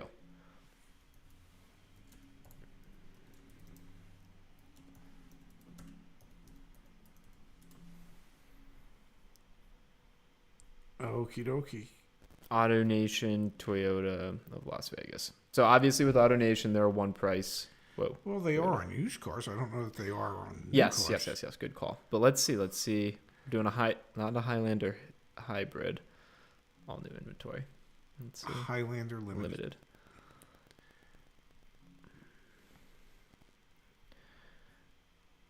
They got 38. And then we want these websites stink, by the way. Well, that could be the next. No, but we can help dealers redesign. I don't want to their help websites. dealers. I don't want to help dealers. You help dealers for enough years. I want to help people. Okay, there you have it, folks. Pops was just put in his place. You know how I feel about that. I know. There's a front wheel versus all-wheel drive, but let's actually run. I need your full attention here, Pops. I'm paying attention. Jeez Louise. So the first thing that I'm thinking about doing is there's running an incentive. And so the first thing I can see is other than incentives, they're not offering anything. $1,500 cash back on the new. Yeah. So this is a customer incentive that everyone's going to get. $1,500. Yeah. Great. And it's good through the end of this month. Does this indicate to you, Dad, when Toyota is giving a consumer to OEM, a factory to consumer incentive, does that also typically mean that there's a factory to dealer incentive going on the back end? There could be. Because we saw that a lot with the Mazdas. Yeah, there could be. It doesn't have to be, but there could be. I'm wondering if it's an indication. So then, because it runs through the end of the month. Is what's going through my head. Most incentives do run through the end of a given month. So, Pops, if you were working this deal. Yeah. I see you looking at. Oh, wow, we couldn't find that one. Oh, I hate when that must be brand new on the dealer's lot. All right, so let's see. Let me see if I can run the other one. Let's run this one.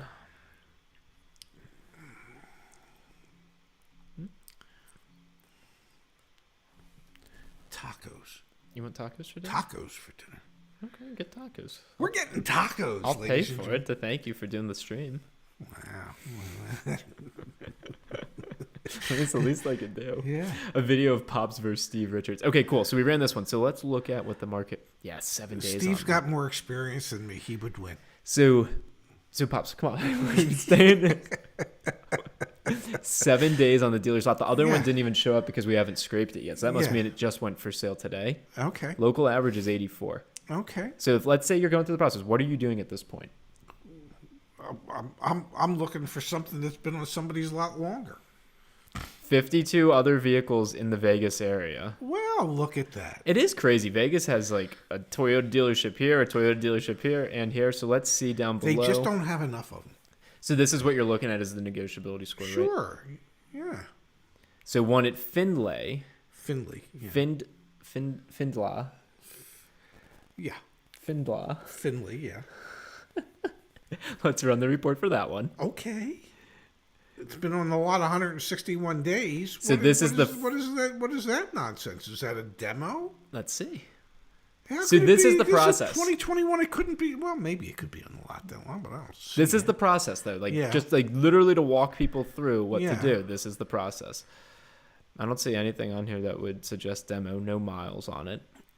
And they just have the MSRP. You want details? You don't need no stinking details. So what I'm thinking I do? Yeah. Click on the email. Yeah. Copy. Yeah, paste. Copy. Send. Hey, so who give was me this a that we price. were helping? This was training for you. So this is literally step by step. Yeah. What we would do. Like when we ran for a little bit of time the car buying business for people, the concierge service. Yeah. We designed building this so that like if we ever had to do that again. Robert, the answer is no. All right, Pops. Shall we put on the? You don't. headphones? Unless you order your own tacos and get them delivered. You're not getting them from us. Hell, I don't even know where we're getting them from. Phone lines are back open. Let me put the number in the what's it called? Chat. Okay. What are we doing now? We're waiting for the phone to ring. Oh, well, where's Larry R when we need him? I know, Larry. I hope you're. How do I copy that, Bob?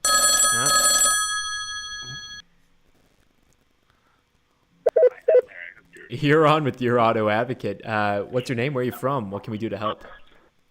Hello, my name's Kevin, and I'm from Buffalo, New York. Kevin hey, from Buffalo, I'm a New York. long-time viewer because I bought a service before he had bundles. Ray, first-time caller. Zach, second-time caller. We had the consult call before on a Subaru. Yes, Kevin, I remember. This is awesome. Well, what can we do for you? Well, I like your banter between you and your father.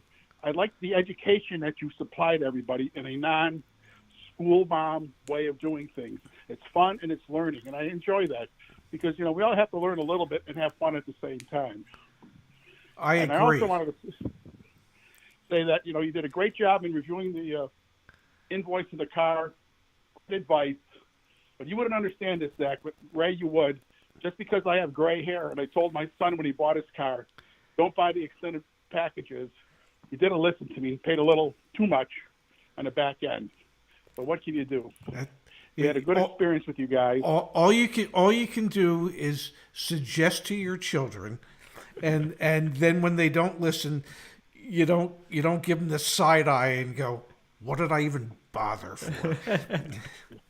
So, like I said gray hair, but I meant I have silver highlights. I don't have gray hair. Well, after my haircut today, I don't even have hair. Well, you got to look good for those photo shoots. I can't believe we're doing a photo shoot. They want a couple of thousand pictures of me. I don't know why. Again, to all the other listeners, you did great advice, great inspiration. It's fun, and it's just fun listening to you guys. And I told I'm a little disappointed in you, Ray. No more one-hit wonder songs. When you said Morris Albert a couple of weeks ago, I'm the only one in the audience that probably remembered it. So I don't know. Hey, well, Kevin, can I ask Kevin one football-related question? Yeah, before he leaves. What do you think of the Mitchell Trubisky signing for your beloved Buffalo Bills? It'll be good inspiration for the team, and it'll be a good key factor if they can keep some of the other players who have high salaries going on right now. And they're looking pretty good for a change. I will say this: my hope for you is that you never have to see Mitchell play. Okay. Yeah, that's my hope. Hey, because if he's playing, there's something wrong with Josh Allen, and that wouldn't be a good thing. True. Hey, and the last thing, guys, when you're ever in the Buffalo, New York area, I have dinner for both of you and your whole team. Means the world. Really, really. Thank you so much, Kevin. Thanks for staying a part of this, even though you're already through the process. It seriously, it's heartwarming. So thank you. Thank you, guys. Yep. Take care, Kevin. Have a great night. Bye-bye. That's awesome. That's someone I remember doing a consult with Kevin. Actually, it's all coming back. One of the first consults we ever did. Like he said, before we had bundles. I mean, we're months removed from that, and he's calling in. That means that's awesome, isn't it, Dad? It really is. My God, how many people can call at one time? You're on with your auto advocate. What's your name? Where are you from? And most importantly, what can we do to help? Dave, from New Jersey. Hey, Dave. What part of New Jersey? North Jersey, up by the Meadowlands area. Oh, okay, sure. What can we do for you, Dave? I'm looking to get a 2021 Ridgeline. Okay. And I previously purchased 2 Hondas from the dealership. I'm looking to purchase my third and possibly even a fourth. Does that give me better leverage with the particular salesman that I dealt with? What are some tools I could use to? If it doesn't give you some leverage with your particular salesman, it'll definitely give you a leverage with his manager. Okay. Believe it or not, all dealerships track all all what their customers do in parts, sales, and service. So if you've purchased 2 or 3 vehicles from them, they know that. And so there should be some rewards from the dealer for coming back for a 3rd or a 4th vehicle. There also is probably some type of loyalty rebate or program from Honda itself, if you're looking to get another vehicle. And the one from Honda doesn't cost the dealership anything. So you would want to check on that. And as I used to tell my customers, when it was time for your 2nd car, your 3rd car, your 4th car, I would normally just whip out the invoice and work on a number like $100 over invoice or something like that. And people would say to me, why? I said, because I worked out a higher number than that on the 1st car. Okay. So you paid enough on the first one that I don't have to make a lot on every succeeding one. What a great line. Right. Great. Can I ask one more question, please? You can ask anything. Sure. I know Honda has shut down their production in Alabama where the Ridgeline is built. Yes.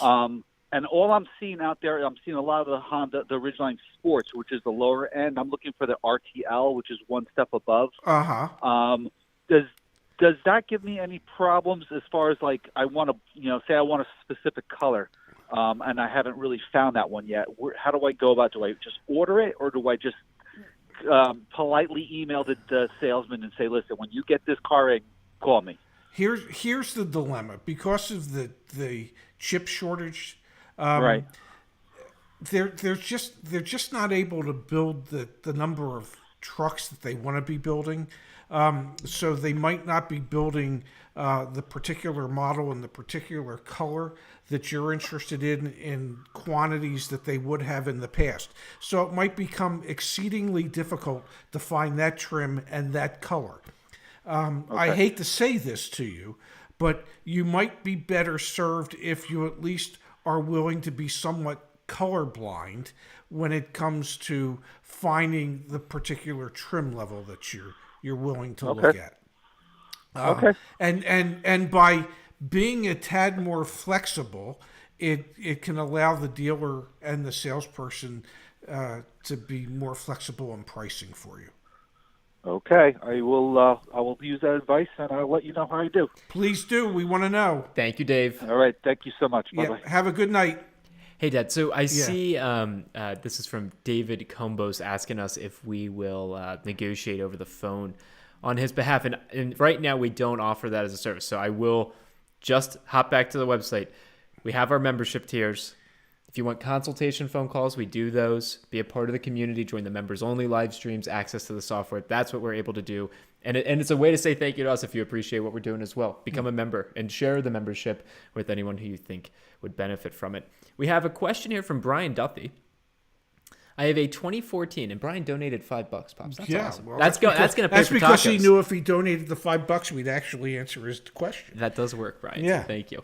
Yeah. Brian says, I have a 2014 BMW M6 and looking at a 2019 C63S. So you got Zach's attention. Yeah, super cool car. Yeah. Should I sell the M6 and let the used car market cool off before I buy the Mercedes, or go for it now? Well, it's going to be a while before the used car market cools off. Yeah. So it depends how long you're willing to wait.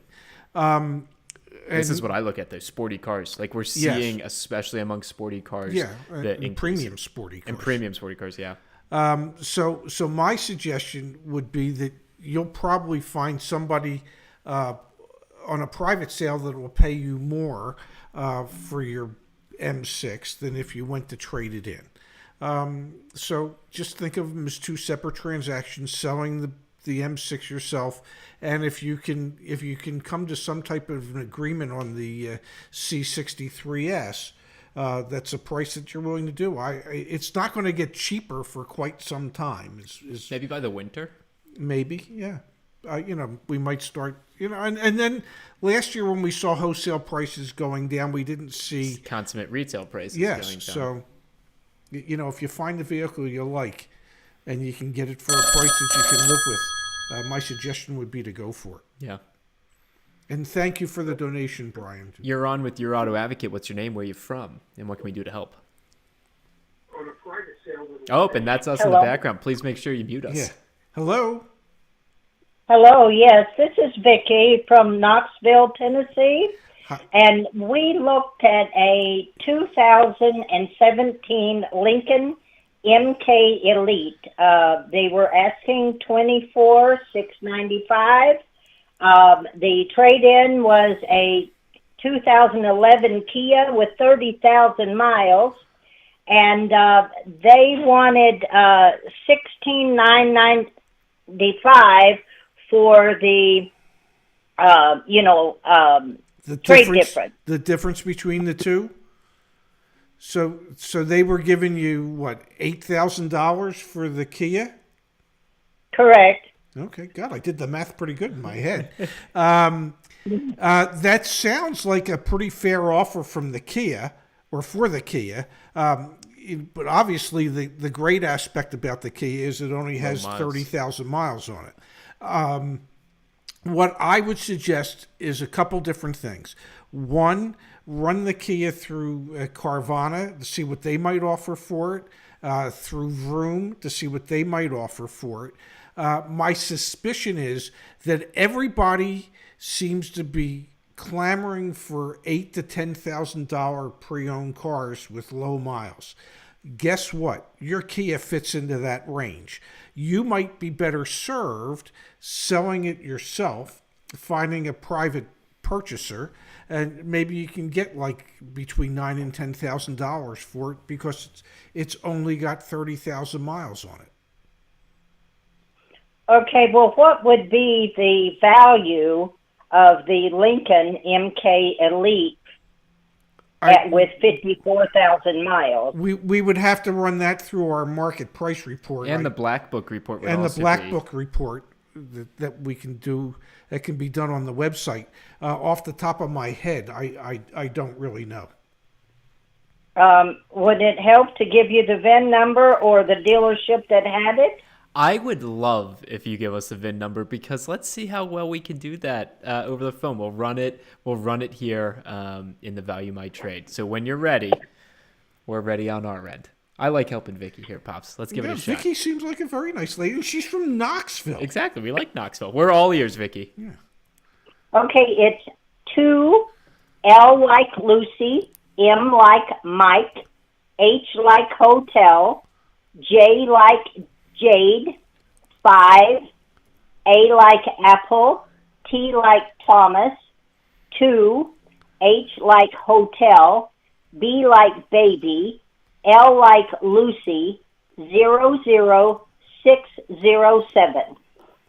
And then do you know how many miles are on the Lincoln? I think she said 54. 54,000. At least one of us paid attention. And we're in the great state of Tennessee. Tennessee, the volunteer state. All right, we're going to hit the button here. Car not found. I've never had that come up. Let me make sure I copied the VIN right. Can I just answer something quickly for Core Guy? Yeah, please. Heritage. You'll know what I mean. I think the sales practices employed by Heritage, which is part of the Mile 1 group, are a little better than some of the practices that are employed at the Jones group of dealerships. All right, give me 1 second here, Vicky. I'm copying it from a website, so that should have worked. I wonder what's going on. Yeah, what's going on? Let me try refreshing. Arash, I don't know if you're on, Arash. He was on earlier. All right, we said 54,000. Wow, if it's still 54,000. How could it not be found? I don't know. That'd be the first time I've experienced that. Wow. Car was not found. Interesting, Vicky. Directly off their website. Yeah, no. I see that here. I'm not able to get the Black Book value for some reason. I'm sorry about that. Yeah, we're not able to pick it up. Arash, I'll have to ask Arash. I'm sorry, Vicky. Maybe I can follow up with you via email. I'm sorry I wasn't able to do that on the fly for you. Okay, that's great. And I really enjoy watching you folks. Thank you, Vicky. Well, thanks for calling in. We enjoy being watched. And you give a lot of good information, too. Oh, we got to stop doing that then. Thank you, Vicky. Be safe now. Thank you. You too. Bye-bye. That's the first time I've ever gotten that error. Car not found. Yeah. I wonder what's going on. Upside In says, and gave us $10, Pops. Wow. Tacos. We're having tacos tonight. Good. Should I sell or trade in my 2010 Mazda 3 GT for an older B3000 small pickup or similar? P.S. You guys are great. Remind me of Click and Clack. And then Arash says, what's up? So Arash, we'll hit you in a second. 1 second. Oh, I'm sorry. I hit the mic. No. Don't do that. Arash says, send me the VIN on Slack. See, we're real. We're real. Arash is our CTO behind the scenes at Your Auto Advocate. Yes. And also, he hired me at my first job. Yes, he did. How long ago? Is that 7 years ago now? 6 years ago now? It's been a while. So there you go. I mean, if you guys don't think we're real, we're real. There you go, Arash. I just sent it over to you. I don't know if Slack. we're real or not, but we're something. We're definitely something. Yeah. Now, I don't think you would want to get rid of your Mazda 3 GT for an older B3000 small pickup or similar. You know, if it were me, I think I'd rent a truck when I need one. Yeah, exactly. Hector Evandano, excuse me, just gave us $15. God. Yeah. Thank you, Thank you, Hector. We really are. Like, everyone's paying for dinner tonight, so thank you. Yeah, really appreciate thank it. you. I have been pre-approved for up to $27,000 at an interest rate of 2.29% Very by a good. credit union. We recommend that to everyone. There's a pre-owned 2018 Alfa Romeo Giulia. Love those cars. That got lowered to $23,495. Should I go for it? Should you go for it? How many miles are on the car? You know, it's out of manufacturer warranty. It's out of warranty. So I would double check on our website as to what we can't sell Alfa Romeo service contracts. The three brands, Porsche, Jaguar, Land Rover, and Alfa Romeo. Sounds like 4 brands. Yeah, but if you say it's fast, it's 3. Okay. Well, if we can't offer, if our extended service contract or vehicle service contract provider doesn't offer it, because they can't figure out a way to make money. Yes, it's because it would be way too expensive, and B, they've just seen difficulties with them breaking down. Now, hey, I love those cars. I think they're a great looking car. Zach test drove one. I would tell you this: the only way I would ever drive an Alfa Romeo is if I leased it and it was under warranty. So do with that what you will. Exactly. Yeah. Exactly. Maybe you could talk to him about a new one. And Larry R coming in to rescue us again, Pops. Yeah, PPI, but even so, I mean, I know it only has 15,000 miles. It hasn't been driven a lot in 3 years. And I get that. You know, it would be like, I don't know if you noticed, we hit 7,000 miles of my car yesterday or today. That's awesome. Yeah. You know, it's 15 months old. So just see what they can do on a lease for you on a new one. Core Guy, thank you for the donations. Hugely appreciate, genuinely. Like, to me and my dad, the fact that people donate to us is incredible. Yes. So thank you, Core Guy. Don't let Hector's super chat donation distract you from the fact he's going to be running 3 Honda Civics with spoon engines. Oh, my. That was mean. Well, let's see here. Make sure it goes through. You're on with Your Auto Advocate. What's your name? Where are you from? And what can we do to help? Hi, it's Melissa from Massachusetts, longtime viewer. Melissa, Dad. How are you? Melissa had an awesome success story. Brian Duthie, thank you for the donation. We're going to come to you in a second. Melissa she's been in all the member live streams. She did a great job on her trade-in. Didn't I tell you about that? I did because you were sick. Melissa, in your own words. I was dying 2 days ago. so you know, Zach wanted to share certain things with me, but your success story was not one of them. Well, I'm glad you're feeling better. Me too. Melissa, do you mind? Can I pull up your success story while you share? Maybe. Or actually, this is your call, so you do it as you please. Yeah. My apologies. Yeah. And I promise my question tonight won't be as long as the email. All ears. All ears. What is the question? Yes. Share whatever you would like with us, Melissa. Please. So I just have a question. I have a friend. You guys both know I already have a factory order. Yep. My friend just called me today. She has a factory order on, I think it was the middle of February that she ordered her vehicle. and she called me today because she thinks I'm some expert at this point from watching you guys. Proud of you. She had asked the dealership what the status was with her order today. She called, and all he said to her was there was nothing on their allotment, and hopefully next month. No, they didn't say next month, next one. So she didn't know how to take that. I really didn't have an answer for her, so I was going to ask you guys. So they've taken what she wants, but they haven't actually been able to order what she wants because they didn't have an allotment or a build slot for it. That's what, because she did the order over the phone with the dealership and put down a deposit. So she never did it in person. What brand? So what manufacturer is this? I'm thinking that they haven't even gotten the order through Yeah, yet. that's what it sounds like to me. Wow. Yeah, you would need to get some verification that they actually placed the order. I mean, I know she gave them the deposit, but there should be some verification showing that they placed the order. They should be able to let her know when the order is scheduled to be built. And if she's not getting that information, I would ask for the money back and go order the car somewhere else. Okay, so I mean, that's what I was thinking. I just didn't know, and I was like, I don't want to give her an answer that, just off the top of my head without really knowing. So that's what my feeling was, but I just wanted to confirm. That's what we're here to do, is to help. And now, can I just call out, Larry R. in the chat just said Melissa is going to give me a ride in her Toyota Prime when she gets it. So Larry R., shout out to you. Melissa, shout out to you. I'm glad that we've been able to help so much. I'm going to share my screen really quick, Melissa, and I've got. Just so you know, Larry R. probably is not going to get a ride till 2023 by the time I get the vehicle. So I have the image that you sent to me up on the screen so everyone on the stream can see it. It's just awesome. Like you're on the live stream when you were, I don't know. It's just so cool. You sent us such a heartfelt email and unsure how to express the following appreciation in a short version. So I apologize in advance for the length of the email. You have nothing to apologize for. I remember when I read that, the big smile. I shared it with our team, Melissa. Huge thank you. Thank you for taking the time to share that with us. You guys rock and keep doing what you're doing. We really promise to do that. Support. All right. Take care. Thank you, Melissa. Bye-bye. Bye-bye. So fun. Yeah. So cool. It's like you actually get to know these people. You actually get to know people. Larry R., thank you for helping Melissa. Really appreciate it. Oh, the phone line's back open, by the way.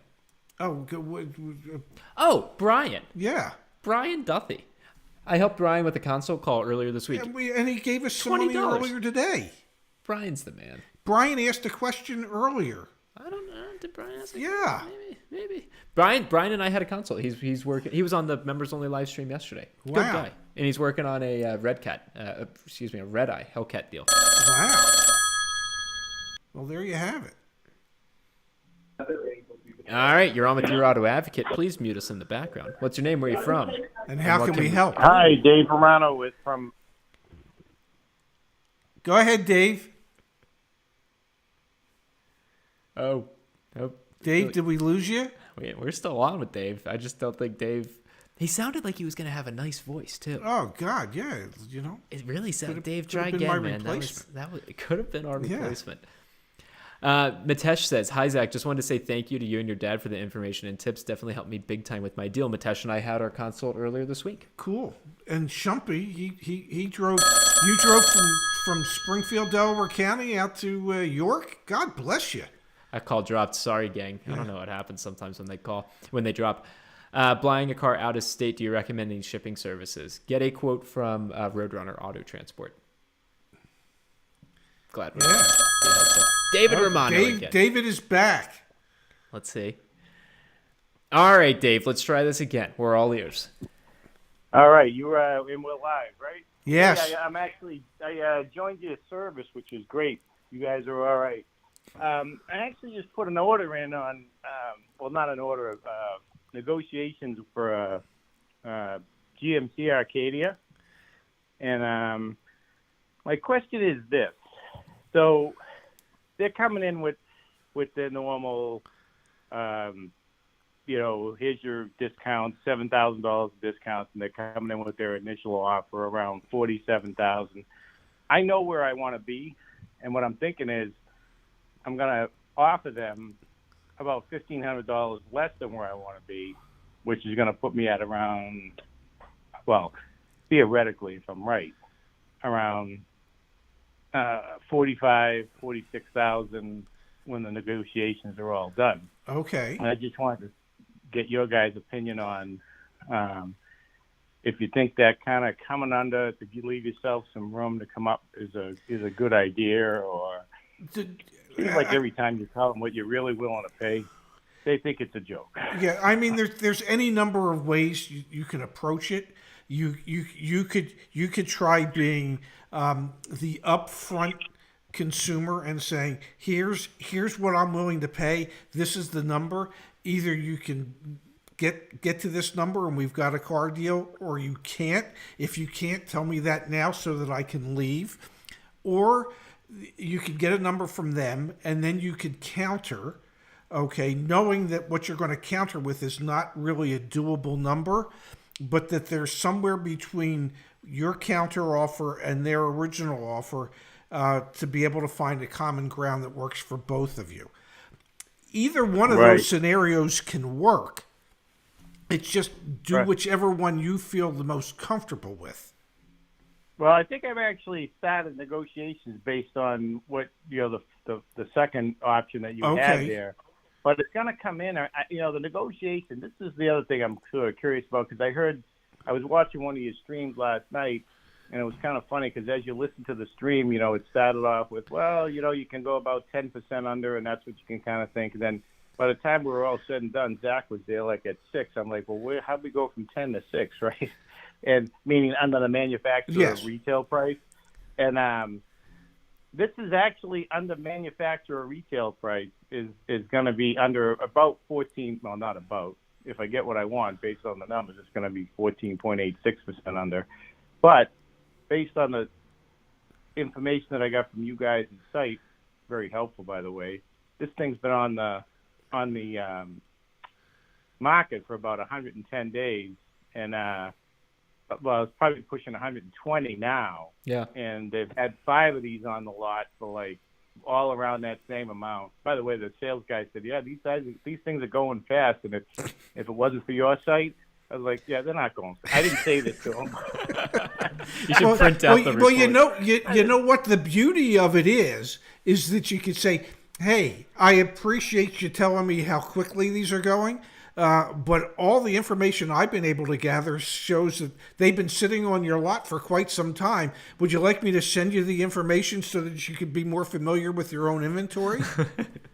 Yeah, I got to have more fun than that. I said, "Hey, that's good. If you if you sell it, then look, I'll just wait and get another one." But I kind of want to drop that hammer when negotiations get a little closer. I mean, at some point I'm going to say to them, "Look, it's been on your lot 120 days, 130, whatever it is, 122 days, whatever it is, by the time we get done negotiating." And then at the backside of it, and say, "Look, there's X amount of dollars sitting on the table, and you're coming up to the end of the month. If you don't sell it by the end of the month, call me up. All you got to do is pick the money up off the table." But I really wouldn't be able to put the screws to them like that if it wasn't for you guys. So they all probably hate you, but thanks. Dave, thanks for calling in. Thanks for being a part of what we're doing. Let us know how it goes, okay? Thank you. We appreciate it, Dave. Have a great night. You too. Yep. Bye-bye now. Jennifer has a question here, Pops. Can you help me trade in a car and get the best deal on a new Cherokee? And thank you for the donation, Jennifer. Yes, by the way. thank you, $10. Jennifer. Thank you so much. You don't have to donate to ask a question. Yeah, obviously, it gets our attention. Although apparently, when you do donate, it does move you to the top of the list. Monica, your question's next because you're a paying member, so this is how it works.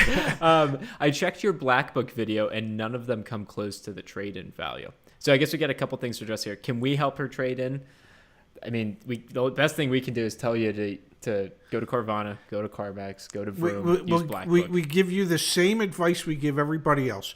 You have options out there. My understanding is that CarMax might actually do e-pricing now. Yeah. Yeah, they do. It's through admins. Yeah, just like Carvana does. Yep. So, use those websites, Carvana, Vroom, CarMax, to get a value of your trade, so you can find out what somebody is actually willing to write a check for. And so you have some and leverage. then share that information with your dealer and say, I'm not sure I expect you to beat it, but I expect you to at least match one of these and see how close they can get.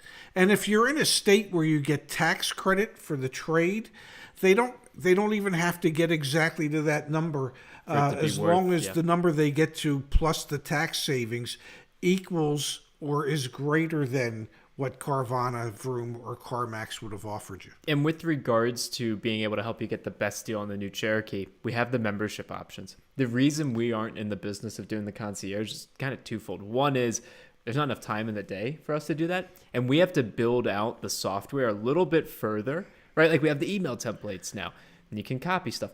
We need to get this a little more automated, so that when we do go offer the concierge service again, we can do it efficiently. So just to be crystal clear with everyone, that's what we're striving to build. So if you want to use the software yourself and the platform yourself, we're going to make it even easier to buy cars through it, make it more fast and efficient. Yes. But then we can also use it on our end on your behalf. So we can't do anything like that quite yet, but the membership tiers, hope that helps Jennifer. Monica says, became a member last week. How do I know when the member-only live streams are on? Ian replied and said notification emails get sent out. They do, morning of.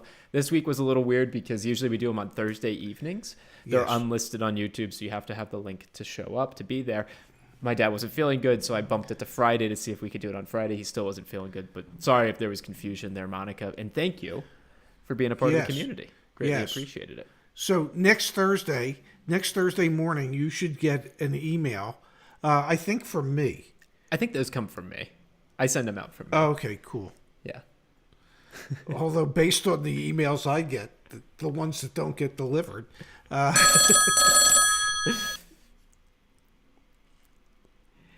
You're on with Your Auto Advocate. What's your name? Where are you from? And what can we do to help? First time, long time. Oh, love that. First time, long time. Okay. My name is Rich. I'm calling from Northern Virginia. Fantastic, Rich. What can we do to help you? So I put a $3,000 deposit on a 2021 Highlander Platinum Hybrid. Okay. The only thing is that it's kind of confusing because I've been looking for this exact combination for the past 2 to 3 weeks. In terms of the color of the exterior and interior. Uh-huh. And I couldn't find it. I found a guy at one of the dealers that said, I've looked in the 5 states surrounding us and I can't find one. Uh-huh. So then like a week later, he calls me and he's like, hey, we got one on the way. It'll be here in about 10 days. Okay. So I negotiated the price and I was able to get it to $48,500 out the door when the MSRP was like $53,000 around there. Wow! Out the door, that's incredible. Yeah. So the only thing is that I put the $3,000 down the day we agreed on the deal, but they didn't send me like any paperwork, any purchase orders or anything. I was wondering if that's common or not.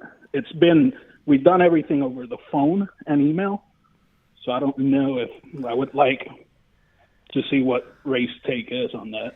Well, if I should be concerned or not. I don't want to concern you, but you should be a little concerned.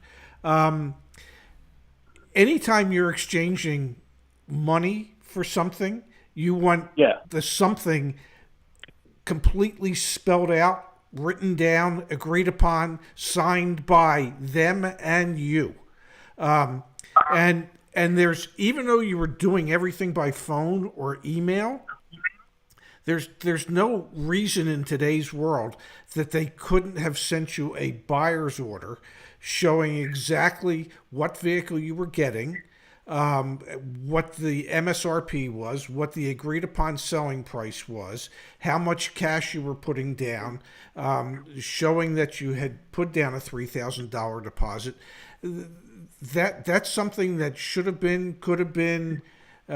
Perhaps you still have time to get them to do that, but right. That's information you should have gotten before you gave them any money.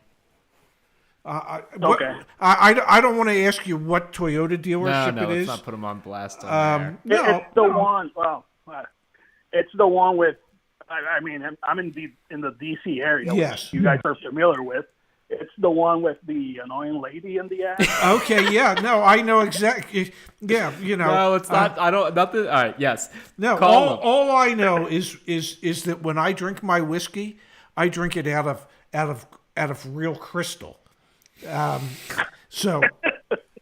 If you know, you know. If you don't know, we're moving on. But Rich, I mean, get paperwork. All I would say to you is, I don't know who you've dealt with at their particular dealership, but go up the food chain to the sales manager or to the general manager and find out why you haven't received any of that information yet. Well, I was negotiating with one of the sales reps, and then when we were gonna, he told me send me a quote I had from another dealer. Great job. And I'll see what I can do. And then he calls me and he's like, "Hey, my manager's gonna call, so make sure you pick up." And so the sales manager called me, and he was the one I was dealing with. Okay, well, then get a hold of him and say, "Hey, I need my buyer's order that reflects the price we agreed upon and shows that I've already given you $3,000 to secure that car." Right. The other thing is that I ran it in your website, and it said, so this was last Friday, so a week ago. It still wasn't showing on your website because they had not listed it on their website. Correct. If it's in transit, that's why. Yeah, they have to have it listed for sale for us to pick it up. So it's still supposedly on transit, but then when I ran it again on Monday, on your website, it showed like the car's now showing on their website. Yeah, that means that they've listed it for sale. Right, and it's showing on your website. That's like 6 days ago. I think it says 6 days on the lot. I don't know if they're open tomorrow. But if they are, I would try and get a hold of that sales manager tomorrow. If they're not open tomorrow, I would be calling that sales manager first thing Monday morning. Because if it's been on their lot, quote unquote, for 6 days, that means we've detected it for sale on their website for 6 days. Which if you've already bought it and have a $3,000 deposit down, this is very, very, very fishy. Very not good. Yes. So, yeah, I called the guy right away when I saw it listed on the website, and I was like, "Hey, don't we have a deal on this?" And he's like, "Oh no, they list the cars a week before we get them, and on the website." It could be they very well could start listing cars once they're invoiced from Toyota, and so they could be invoiced a week or 10 days before the vehicle ever arrives. So that wouldn't be unusual or uncommon. But what would be unusual is they would have marked it in their incoming inventory that it's a sold unit. So you need to make sure that is exactly how they're looking at it, as a sold unit. And so you need to talk to them on Monday. Right, because when I called the guy, after I saw it was listed on their website, he said, "Oh no, that happens. We got a couple of calls, but we told them it was sold." And he sent me a picture from his computer showing that it was scheduled to be delivered on the 24th. Okay. But I'm still kind of concerned since I don't have a sales order, so I guess I'll give them a call. Yeah, give them a call. Get the sales, the buyer's order reflecting the agreed upon pricing and everything, and also reflecting the $3,000 deposit that you've given them. Okay. Okay. Awesome. Thanks for calling in, Rich. For everything you do. Yeah, you have a great night, my friend. All right, you as well. Take care, guys. Thank you. Hey, just a quick shout out. Kimberly is killing it in the chat tonight, answering so many people's questions. Thank you, Kimberly. Kimberly is incredible. Is one of the unspoken heroes of Your Auto Advocate. Well, Dad, her and I were texting earlier. She's got 9 consult calls tomorrow. It's So Sunday. she is Tell her on to take Monday. Sunday. On Monday. Yeah, on Monday. that's better. That's better. She is a Kimberly. spoken advocate, but I mean, it is wow. Wow, Jim McBride. I don't know who you are, but I'm getting the really good tacos tonight. Jim, thank you. That's incredibly thoughtful. Yes. Means the world to us. And can we all just take a moment to welcome Alexis Castillo? I just found your channel. Thank you for what you do. Can we show him the community aspect of this and just say, hey, Alexis, something like that? But seriously, Jim, that's awesome. And Kimberly, just to give her another shout out here, her wealth of knowledge, her willingness to do, I mean, it was serendipity how we got connected. Not going too deep into the weeds, but she emailed us after she watched some of our videos because she was searching YouTube because she was going to create a YouTube channel with videos. And we were like, well, we've got an audience starting to build up. Do you want to just join us? And it's blossomed into this thing. Knock on wood, some of Kimberly, your connections will be joined in the team as well because, we need more help. Anyway, I see the battery's running low, Dad. I think we're actually going to have to call it a night. It's flashing. Yeah, we're going to it go is soon. flashing. This is the longest live stream we've ever done. Thank you to everyone who was a part of it. Yes, thank you all. YourAutoAdvocate.com. / us. Thank you for being a part of this. I'm going to get my dad tacos. Follow us on Instagram to see said tacos. Thank you. Yeah, we'll take pictures. And Dad, I'm really glad you're feeling better. Me too. Nobody's gladder about it than I am. I love you, man. I love you too. All right, guys. Thank you, everybody. Have a great night. See you guys. We need a bigger battery, man. Yeah. Tesla. How are you going to do that? How are you going to get a bigger